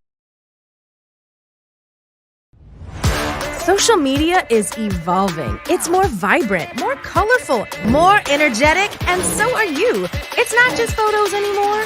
It's video, it's audio, it's subscriptions. And now, there's Fanbase, a new monetized social network.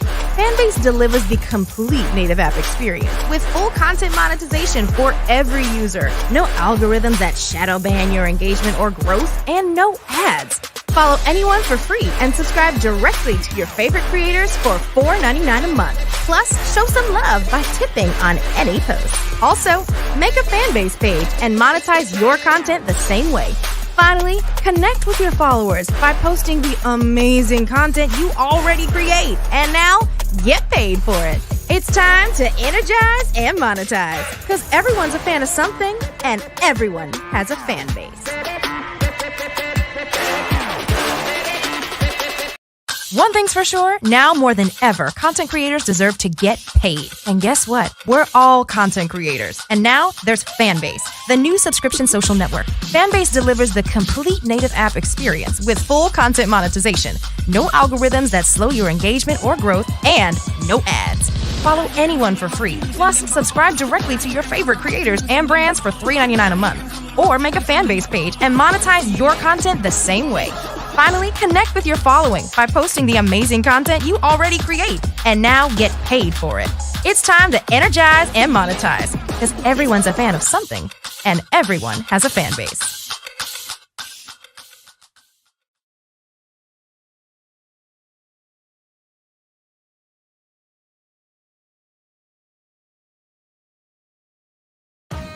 Are you an innovative entrepreneur or business owner ready to embrace the future of business transformation? The world is evolving at an unprecedented pace, and it's crucial to adapt and pivot towards success in this dynamic landscape. At the Hello LLC, we are dedicated to guiding you through this transformative journey, offering a comprehensive suite of services that extend beyond the metaverse and 3D immersive experiences. Our mission is to empower businesses and brands by assisting them in building, branding, systemizing, and automating their operations. We specialize in steering businesses from a two-dimensional existence to a thriving three-dimensional presence, where opportunities abound. We help businesses harness the power of technology to work smarter, not harder, enabling them to operate efficiently and stay ahead of the curve. Our diverse range of services includes: Our Biz in a Box is a complete business solution package designed to jumpstart your entrepreneurial journey. From strategic planning to digital infrastructure, we've got you covered. Your one app, one tap solution.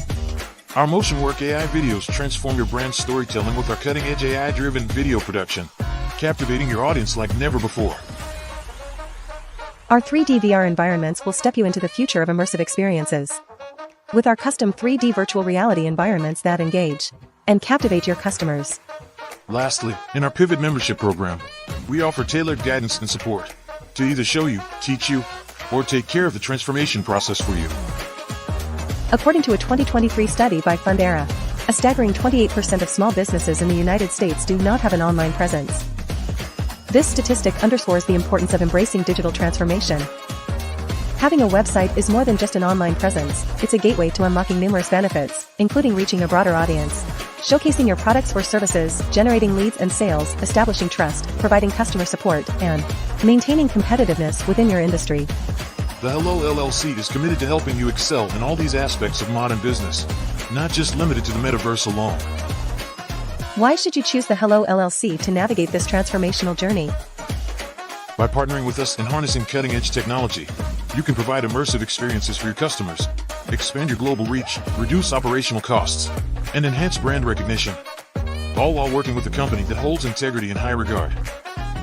Our commitment to ethical and principled business practices ensures that your journey towards success is not only innovative, it is also firmly rooted in trust and transparency. Don't wait.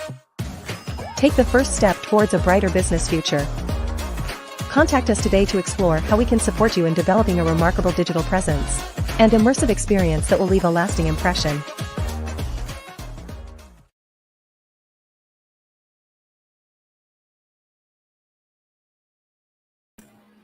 Hey everybody, hopefully everybody's doing well and amazing. So ladies and gentlemen, boys and girls, we want to introduce you all now to Laura Frank Bernard.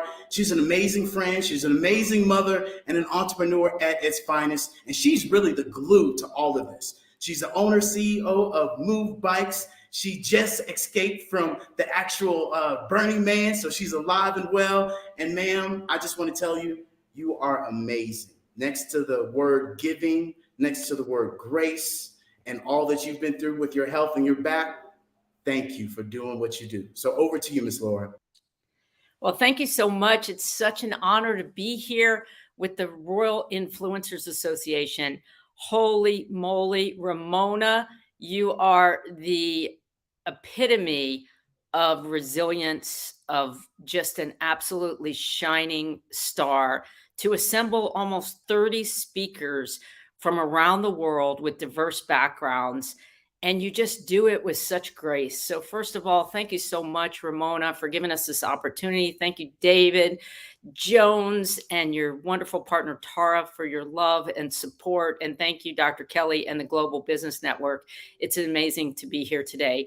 So resilience with alignment and rebuilding with resilience and alignment. That's what I want to talk about today, folks. I want to kick it off with a quote. Do not get lost in a sea of despair. Be hopeful, be optimistic. Our struggle is not the end, but when we allow hope to despair, when we allow hope to disappear, that's the end. You have to stay optimistic. You have to stay hopeful. And you just have to, I have a saying that every day we wake up and life is a gift. And we wake up and that sun is rising, and we have the opportunity to open that gift, open that box, and explore what life has in store for us. And I say that about what life has in store for us because we can plan and we can set targets and we can set goals. And look, we're about to enter Q4, and then we're going to have the holidays, and then we're all going to have New Year's goals. And do you know that most people, the majority of people, by mid to late January have already moved on past those New Year's goals? So I believe that life is truly about leaning in, aligning with the people that care about you, that you care about. I have a saying, do what you love, and I'll probably end with this too. Do what you love with people you love that love you too. Because why? Because we truly are, our energy and our motivation comes from within. It comes from loving ourselves, and it comes from loving the things that we're doing, the people that we're around. So I'd like to talk to you for a little bit today. I'm used to engaging conversations and leading rooms on Clubhouse and facilitating teams around organizations and scaling growth, and not so much naturally just speaking to a audience who I can't see you. I get energy out of the people that I'm around. So I think we need to have some of this, figure out how we have some emojis coming in and some chats coming in and some questions coming in. But here we go. So I started with a quote from John Lewis, and it'd be like, why would you start from a quote from John Lewis? Well, why? Because John Lewis is a very meaningful person in many of our lives, the late John Lewis. My mom was super close with John Lewis. I grew up in a family and rich in the civil rights movement here in Atlanta. I'm a fifth generation, multi-generation entrepreneur in fifth generation Atlanta, albeit I was born in New Jersey and then moved to Atlanta. But all my siblings were born in Atlanta. Long, rich history to Atlanta and both the Black community and the Jewish community. And talk about a community two communities that have had to endure challenges that life they didn't expect, and the resilience and rebuilding with that resilience and aligning with people. That is absolutely critical. So a little bit about my background. I grew up in Atlanta. I was an athlete. I started crawling, walking, running as quickly as I could. I was a competitive athlete, three-letter athlete in high school. Challenging divorce, family trauma from early on when I was about 16, broke our family up, financial distress. But it was always sports. It was always that athletic field and that track and that cross country trail and my bike that I found confidence. We all have to find that thing that fuels us. And I've always had that competitive drive, and I've always had that. And I think for athletes, you just have to be resilient. Why? Because, Michael Jordan has a quote. I don't have it handy, but I was looking at it the other day. But he has a quote about how many games he lost, how many game-winning shots didn't go in, and they lost the game. But he showed up, and he is the epitome, one of the epic, all-time famous basketball players, and built his own brand, right? His brand was so strong. His name was so strong that they built an entire sports brand around him, not to mention restaurants as well. But how about that? To be able to have your name be so powerful that others want to be like Mike. I think we all aspire to have our kids, our friends, our communities want us to be like Laura, right? You want to serve and give and make an impact in this life so that people aspire to be around you, and that you get the honor to be around people like Ramona, people like David and Tara, people like the Global Business Network. This network is reaching 20 countries and hundreds of thousands of people. And one of the 28 able to speak today, it's an honor. So I'd like to talk a little bit more about me and rebuilding with resilience and alignment, because that's kind of been the story of my life. Life is not just one trajectory upward. We can plan, we can have incredible education, which I had the opportunity to have. I had incredible executive positions. I went from undergraduate to Wall Street, one of the early female investment bankers on Wall Street with a top tier firm in the mergers and acquisition area, had the opportunity to travel the world. And I just was so fortunate to learn, have a seat at the table and learn and grow. And then I went off to business school. And then once I had that kind of background, my career was very much on a trajectory upward, making a significant amount of money from salaries and opportunities.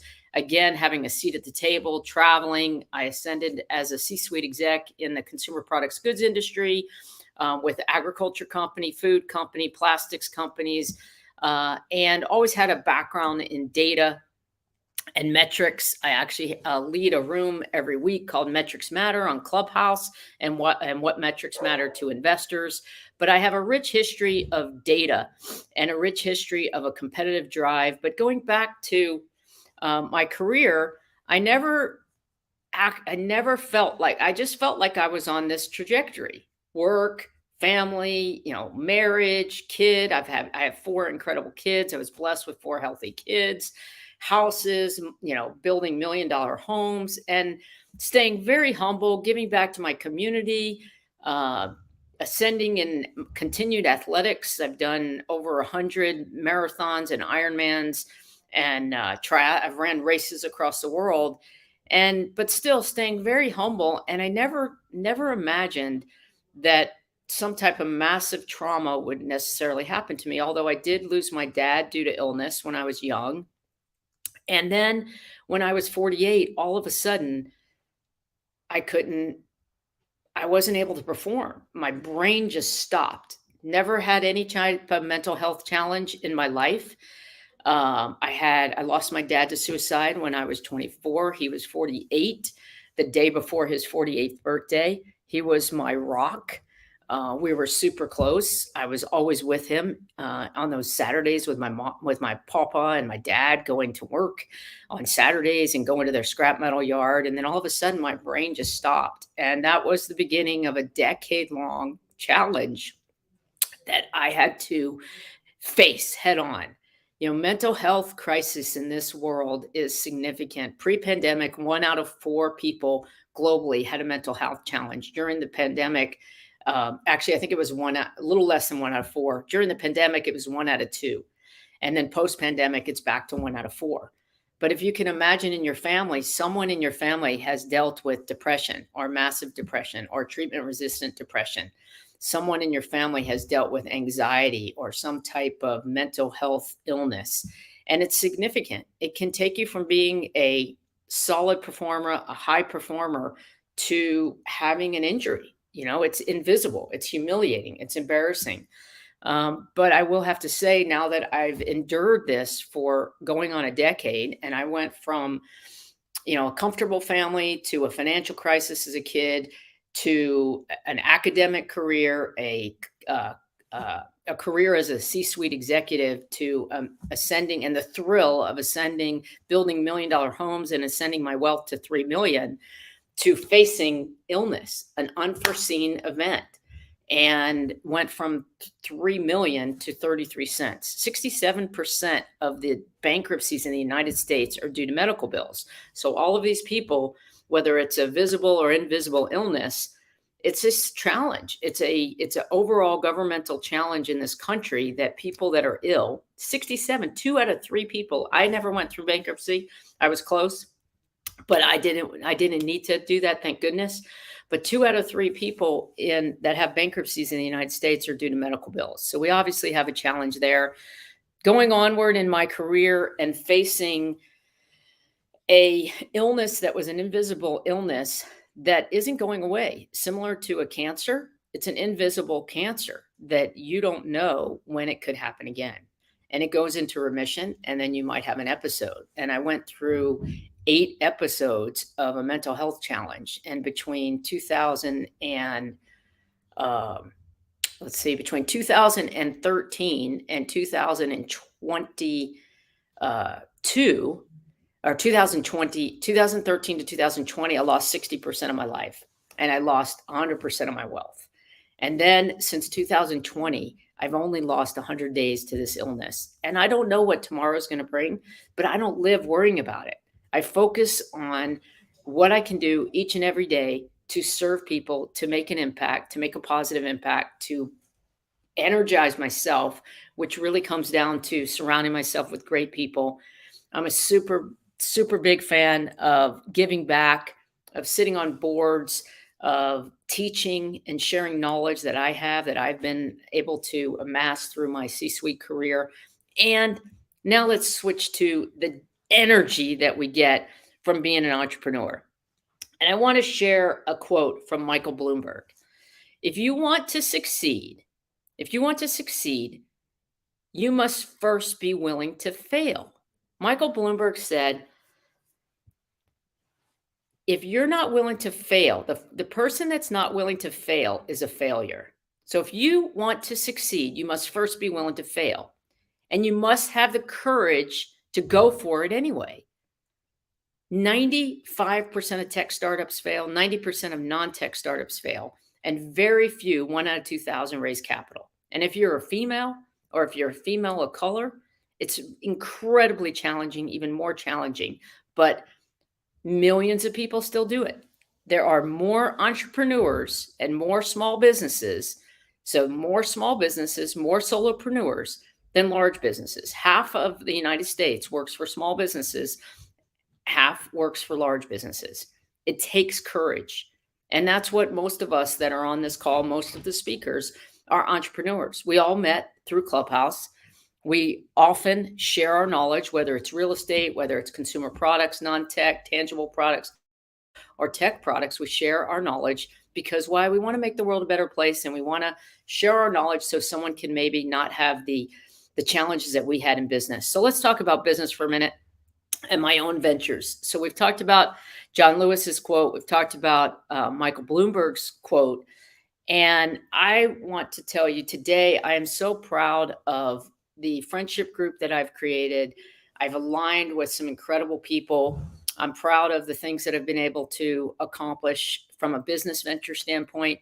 You know, I've lost millions. I've invested $3 million in 10 years into brands. And just this year, I hit the $1 million mark in lifetime revenue, which very few people achieve in a number of brands. I have a venture consulting company. I have a e-bike platform. Let's Get Dusty, an e-bike platform for Burning Man. As David mentioned, yes, many people got caught in the mud and the dust this year. I am a partner and chief revenue officer of a SaaS platform, an intelligent B2B integration SaaS platform focused in the supply chain management space. But all of that, none of that really matters. I love it. I'm happy to be involved. I'm happy to be coming back from a wealth standpoint. I'm happy to be intellectually challenged in the things that I do. I'm happy to be giving back. But my number one goal, and I hope if anything from this 10 minutes or 15 minutes of conversation or dialogue or speech, is I hope that people listening will put themselves first. You have to love yourself. You have to ensure that your body's healthy and your brain is healthy in order to move forward and truly live a life of abundance. And that takes work. It takes work. It takes work to not beat yourself up, to align yourself with other people that lift you up, and to do the things that you love with people you love that love you too, which is what I said. So with that, I would like to continue to talk a little bit about what kind of next steps there are for me, and maybe a little bit of life lessons for those that are listening. So I just want to take a few more minutes, and then maybe David or Ramona will pop back in and we'll do a little Q&A. Hey, David. Hey, how you doing, ma'am? I am good. I'm sitting in my daughter's house. So my daughter just bought a house. I'm sitting on the floor in my daughter's new home. She and her fiance bought a home in not far from Lake Lanier this week. They closed on their house 2 days ago. And I'm like, and my mom, my sister, or my daughter was like, okay, Mom, I want to show you around the town. I want to take you out to lunch. And I'm like, well, I have this speaking engagement. I'm like, okay. So I'm sitting cross-kneed because you know why?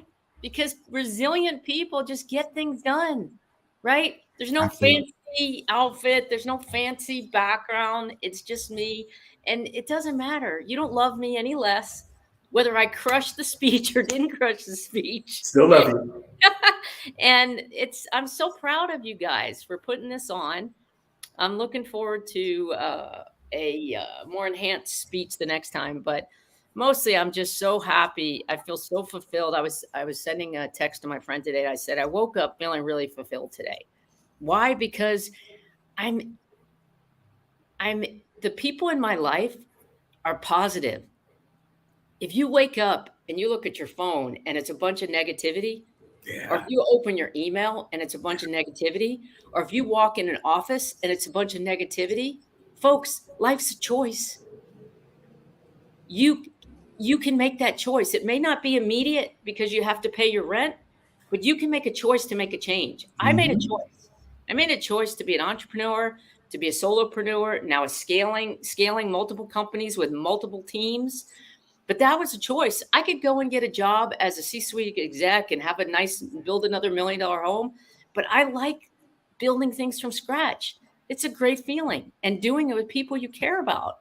Life's too short to surround yourself with, negativity. So that's one thing I would say is, number one, make sure you put yourself first. Number two, make sure you align with the people that support you and that you support. And number three, just have fun. Be resilient and know that if something bad's happening, it's not going to last forever. Yeah. And you say take care of yourself first, and so many of us take care of other people before we take care of ourselves, and forget that if you cater to everyone, you don't cater to yourself.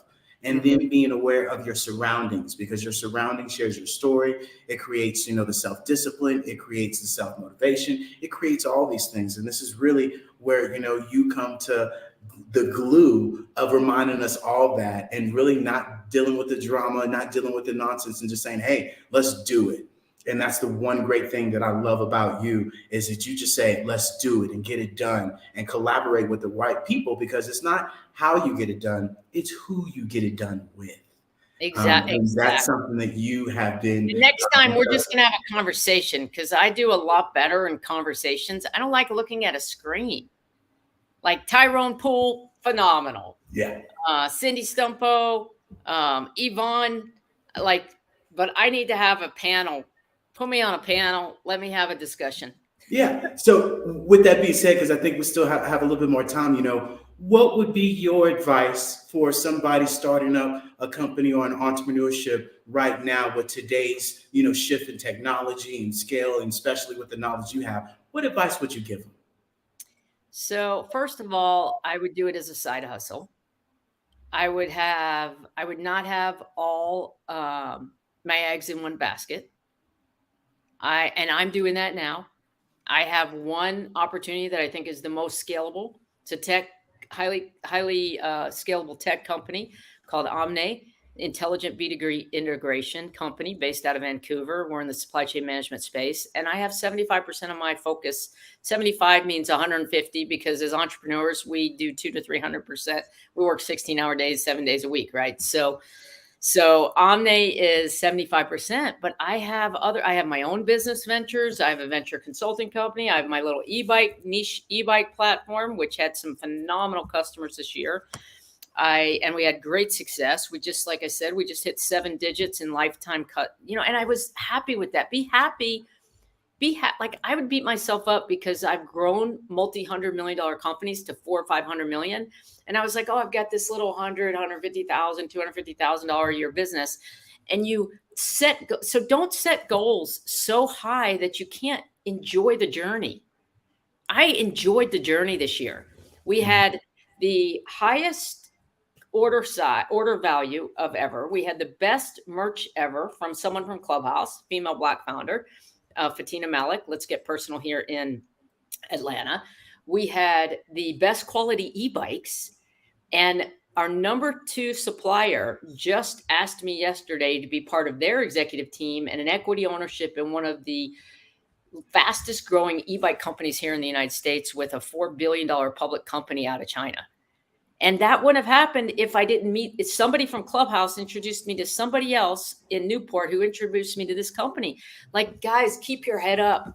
Don't get so focused on a plan that if someone gives you an opportunity. So once, surround yourself with great people, keep your head up, diversify, because startups are too risky. You've got to have multiple eggs in the basket, multiple irons in the fire.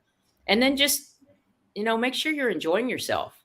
If you're not enjoying yourself, stop and do something else. Don't be so scared to cut a business off if it's bleeding. Move bikes. We cut it off since 2019 and we just turned it back on. So, it's a journey.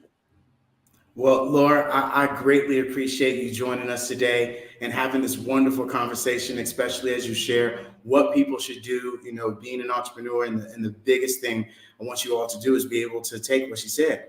Don't put all your eggs in one basket.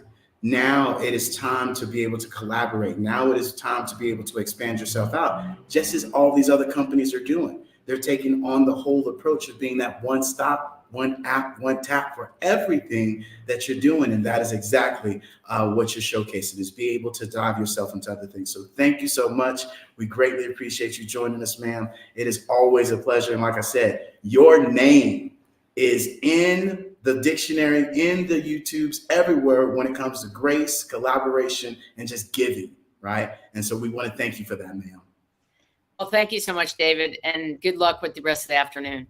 Yes, ma'am. Go.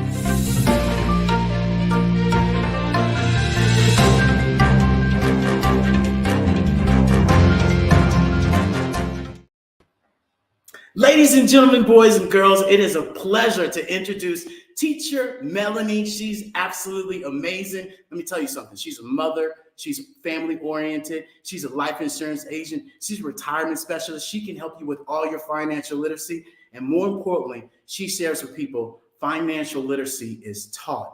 Don't let it get caught. And so with that being said, teacher Melanie, let's go, ma'am. Well, hello, everyone. Happy Saturday to each and every one of you. Thank you, David, for just giving this amazing introduction, and to your amazing team as well. Thank you, Ramona, for allowing me to be on this tremendous platform. Oh my gosh, and Dr. Kelly, I just appreciate each and every one of you. So with that being said, for those of you that know, I am teacher Melanie. I consider myself the teacher of money. And so with that being said, on this platform, which has truly blessed me in such a way that unfortunately, like David said, financial literacy is not taught, it's caught, right? We get caught working and grinding and paying bills and realize there has to be so much more to this. And so just a little bit about me of why I got into this industry was this. Unfortunately, in 2008, 2009, when the financial market crashed, my husband and myself crashed with it. We had 13 investment properties and we end up losing, listen to this, 11 out of those properties, whether it was through short sale, foreclosure. Then on top of it, one of the mortgage companies end up suing us on top of it. And so we had to file for bankruptcy. And, you know, I just listened to what Laura was saying about resilient. We really had to make a decision. Either that circumstance, that situation was either going to make us or break us. And I can tell you There was a day where I felt like if life ended right then and there, I will be totally fine because it was just that bad. We were losing money left, right, and center. And not only that, but just the difficulty, one of the challenges of financial is, and when you're married, that could also break it as well. And so just on the brink of just my marriage as well, but I can tell you one thing, my husband and myself made a decision. We made a decision that we were not going to allow this situation to break us, but we were going to allow it to make us. And so we had to get through some things. First of all, we had to get some coaching, right? Because we realized that we could not stretch our own vision. And in order for us to get out of this circumstance, this situation, we had to get with people who understood the money game, right? Because we thought we were in it. We thought we understood it, but there were so many things that we did not know, and the partnerships that we had did not tell us. And so we had to be in control of our money, and that was learning financial literacy. And so we got a financial coach.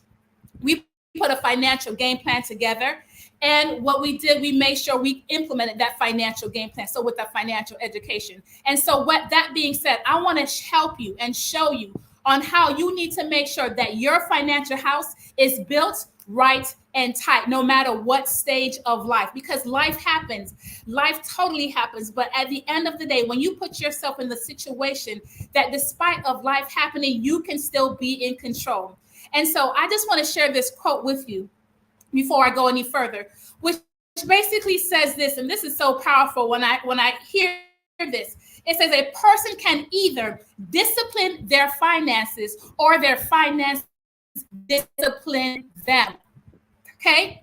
Or your finances can discipline them. And so I want to help you to be disciplined, right? Because when you are in control of your money, your resources, because remember this, money is a tool. And if you don't understand how to use that tool properly, then that tool can either hurt you really bad.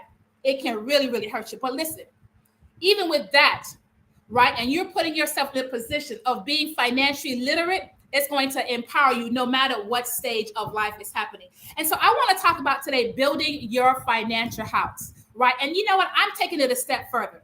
This is really about building your financial mansion. Why I say financial mansion? Because I want you to think bigger. There's goals and dreams that you have, but there's things that need to be in place in order for those goals and dreams to come into effect. So I want to talk about first thing, the foundation. In any house, we like to make sure that there is a strong foundation in your financial house, right? And what is that foundation? That foundation is making sure that you have multiple streams of income. Why do you need multiple streams of income? Because life does happen. And we saw that clearly of what the pandemic did, where people lost jobs, they lost their homes, they lost so many things because they had one source of income. And unfortunately, one source of income is detrimental to your wealth. It's detrimental to your money, to your finances. And so the first thing, as I said, is multiple streams of income. Oftentimes I share with my clients when I do their financial audit, and I said, listen, you have to start a business. Entrepreneurship is essential in order for you to make sure that no matter what, you are good. There is always something coming in at either this side, whatever it may be, right? And so with that being said, helping them to understand and finding ideas and concepts, that's what I do with my candidates, so they can have multiple streams of income. The second level, right, and building up this financial is income protection. Oh my goodness. Okay. Why income protection? There's a false thing that we think our house is our greatest asset. But let me ask you a question, right? Do you know what is your greatest asset? Okay. I want you to think about, do you know what your greatest asset is? But guess what? This is it. Your greatest asset is your income. Okay, so you have money coming in, but if it's not protected, because your income is what buys your food, your clothing, your shelter, making sure you are taken care of, your family is taken care of. You can buy the car, you can go on vacation, you can do all the things, but if your income is no longer there, can you continue to live the life that you want? So income protection, hashtag life insurance. I know we think about life insurance, we think about, oh my gosh, if I talk about it, right, oh, I'm going to be dead by tomorrow. But that was what I thought. I was really scared when I talked about life because I did not understand of what it was. And it was about, right, making sure your income is protected, making sure that those who depend on your income won't not only just have an emotional loss, but they won't have a financial loss. But it's also making sure, heaven forbid, you become sick. There is something where you can have access to money in the process, right? As you go through this. So life insurance have so many different benefits. There's some living, right? And there's the debt side to it. But I want you to think of it as it's something to make sure no matter what stage of life that you are good. Because as long as you have the GoFundMe, the fish fries, the t-shirt sales, all those things, they are fine. But it would not leave a family to make sure that they are good for days, weeks, and months on end. As noble as those things are, they do not make sure a family is life. So as I said, the Neville is income protection, #life insurance. And so now we're building up this amazing mansion, right? We're making sure the walls are up. We're putting the roof on top of this mansion. The next thing is protecting those things that are in the house, which is estate planning, right? With estate planning allows you to do this, right? That's a will, a trust, a power of attorney. And let me just share with you how important it is to have a power of attorney in this estate planning. Because if you have adult children, right, or you are taking care of your parents, right, and things are not in order and you have to make decisions on their behalf, having a power of attorney is going to give you that power. And I just want to share just a quick little thing. Just the other day, my parents had a contract they needed to take care of. They were out of the country. And in order for that contract to be done, they needed to sign for it. They would have had to come back. But because they gave me the power of attorney, I was able to sign for their documents. It did not stop the deal. They were able to still go forward with their life. I had a client, unfortunately, who had an adult child who was dealing with some mental issues. And she needed to make some decisions for her child. And she did not have power of attorney. And so all the medication, all the things that she needed, she could not get it. But then I was able to help her and say, this is what needs to be in place, that now you can be the advocate for your child as they go through this process, being an adult child. So having that power of attorney is essential. So a will, a trust. Yes, you want to have a trust. The trust is not just for wealthy people. A trust will protect you greater than a will, right? Because a will can be contested. A will can, yes, it can. Okay, it can be contested. So having a trust, right? Also having a living will. If you no longer can make decisions for yourself and you're incapacitated, can you make a decision for yourself? Having that living will. So this is where now your assets, right, are being protected with this, and that's the roof that is on top of the house. So the next thing I want to talk about as we are building up this amazing mansion, right? You thought about it, you prayed about it. Now I'm showing you how to make sure your financial house is built right inside. And so just to recap, we talked about, right, having that income, having additional income. Then we're talking about the income protection, which is life insurance. How about, right, we're putting the walls and we're putting the roof on it, the estate planning. The next one I want to talk about is the budget, right? I know sometimes we don't like to talk about that B word because we feel like a budget confines us. But let me tell you what it does. It actually defines you. It defines your goals and dreams because you need to know your number, what's going in, what's coming out. Because when you know your numbers, you are in control. Remember the quote that I shared you, and the quote that I shared basically was just saying that you have to be in control of your money or your money is going to control you. And if you're in control of your money, you're on top. But if money is controlling you, right, that too, you end up losing. And the last thing I want to do is lose. And so having that budget, knowing your numbers, what's going in, what's going up, because a lot of time it's not the big things that mess up your budget. It's not the big things. It's those little things, those just, right? Like Teacher Melanie, what are you talking about? Just, yeah. Oh, it's just $5. I bought this coffee. Oh, it's just $1. I bought this soda. Oh, it's just $2. But when you think about how much those just add up throughout a month period, and I tell you, when I do that with my client, and we do that just in that in their financial audit, that just session, and they realize, oh my gosh, I did not realize that I spent $300 of eating out. I did not realize that I spent $200, right? Having coffee. I did not realize I was spending because it was just $5. It was just $2. It was just $1. And then I show them and say, this is what happens in your budget when you just take that just now and put it into vehicles, right? That's going to allow you to really have your money working for you just as hard as you are working for it, right? So that budget, knowing your numbers, And some of these concepts I'm telling you also goes with your business, knowing your numbers, what's going in, what's coming, because you want to also have this in your business plans as well. And so when I think about now, we're building up this amazing mansion, right? We have our foundation where we build up, right? We did our multiple streams of income. We put in our next other stronger foundation, which is an income protection. We put the walls up. We put the roof up with our estate planning. Oh my goodness, this house is being strong, right? Now we know what our budget is, knowing our numbers, right? Knowing our numbers. The next thing I want to talk about when it comes to building this financial house right and time is making sure you pay yourself first. Let me say that again. You have to make sure you pay yourself first. What I mean, when money comes in, it's not for you to pay your bills first, because what's up happen when you pay your bills first, you're building up somebody else's financial house right inside. You're making sure that they are okay. You're making sure that they, no matter what stage of life, they are good.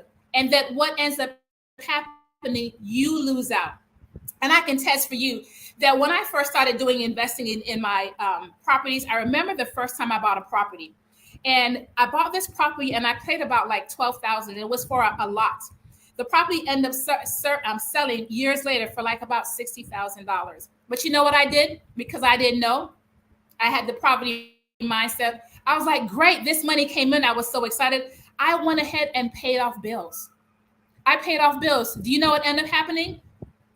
I didn't have anything to show of it. I don't know that the $60,000 was gone because somebody else's financial house was built for us. But once I understand now the financial game, once I understood, Teacher Melanie, you have to pay yourself first. That's what I do now with everything. If it's $1, if it's $5, it's $20, $100, $1,000. I make sure that my financial house is built right inside by paying myself first. So you may ask, okay, great, we hear you. No, we've heard this. How do I pay myself first, right? Because paying yourself first does not mean to go shopping, right? Paying yourself does not mean to go take a trip, right? Unless you plan for it.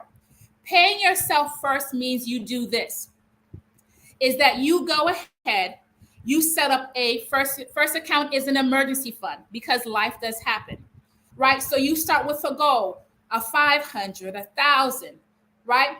And then whatever it's coming in, you put a portion of your income into an account that is geared towards emergency, right? So if something happens to the car, something happens to the AC, you're not have to put yourself where you have to use some type of credit or you're going to have to borrow, right? This is about making sure that emergency happens, that you have this pot of money that is set aside for those emergencies, for those unexpected expenses that you have prepared for, right? Because you knew something is coming. I'm not waiting for it to happen, right? I'm being proactive in making sure I have this financial, right? This emergency fund set aside, right? Whether they're putting that in the money markets. And I can tell you this, right? Money markets are doing great, but you want to put this in an account where now you have the ability to be able to access this money easily, right? The information I'm just sharing with you, I just want you to know, I'm just giving you some advice because I want you to be so firm when it comes to your financial house. So now you have this emergency fund, okay? But now you want to make sure that as you paying yourself first is also making sure that you have your short-term goals. That's something that's happening within a year or 2 years or 2 to 5 years, right?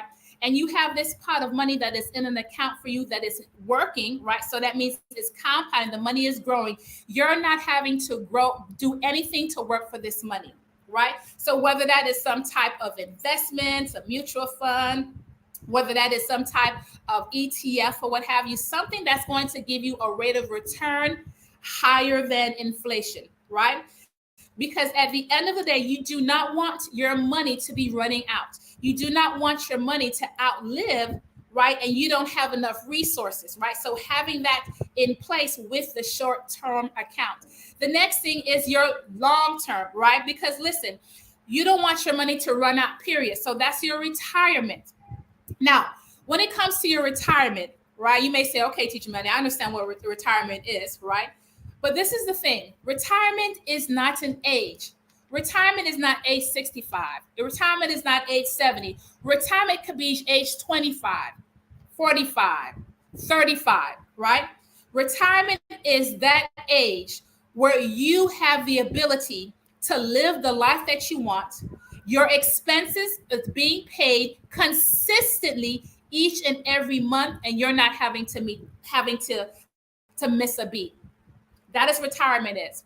So you can be retired, and guess what, guys, we can have our children to be retired at an early age because now we put things in place for them. So whether that is a 401k plan, and let me say this about this, when it comes to a 401k or any type of employee type of retirement plan, if you participate in an employee's type of retirement plan and they are matching, rule of thumb is this: you only want to match what they are contributing. So if they're doing 3%, you only want to do 3%.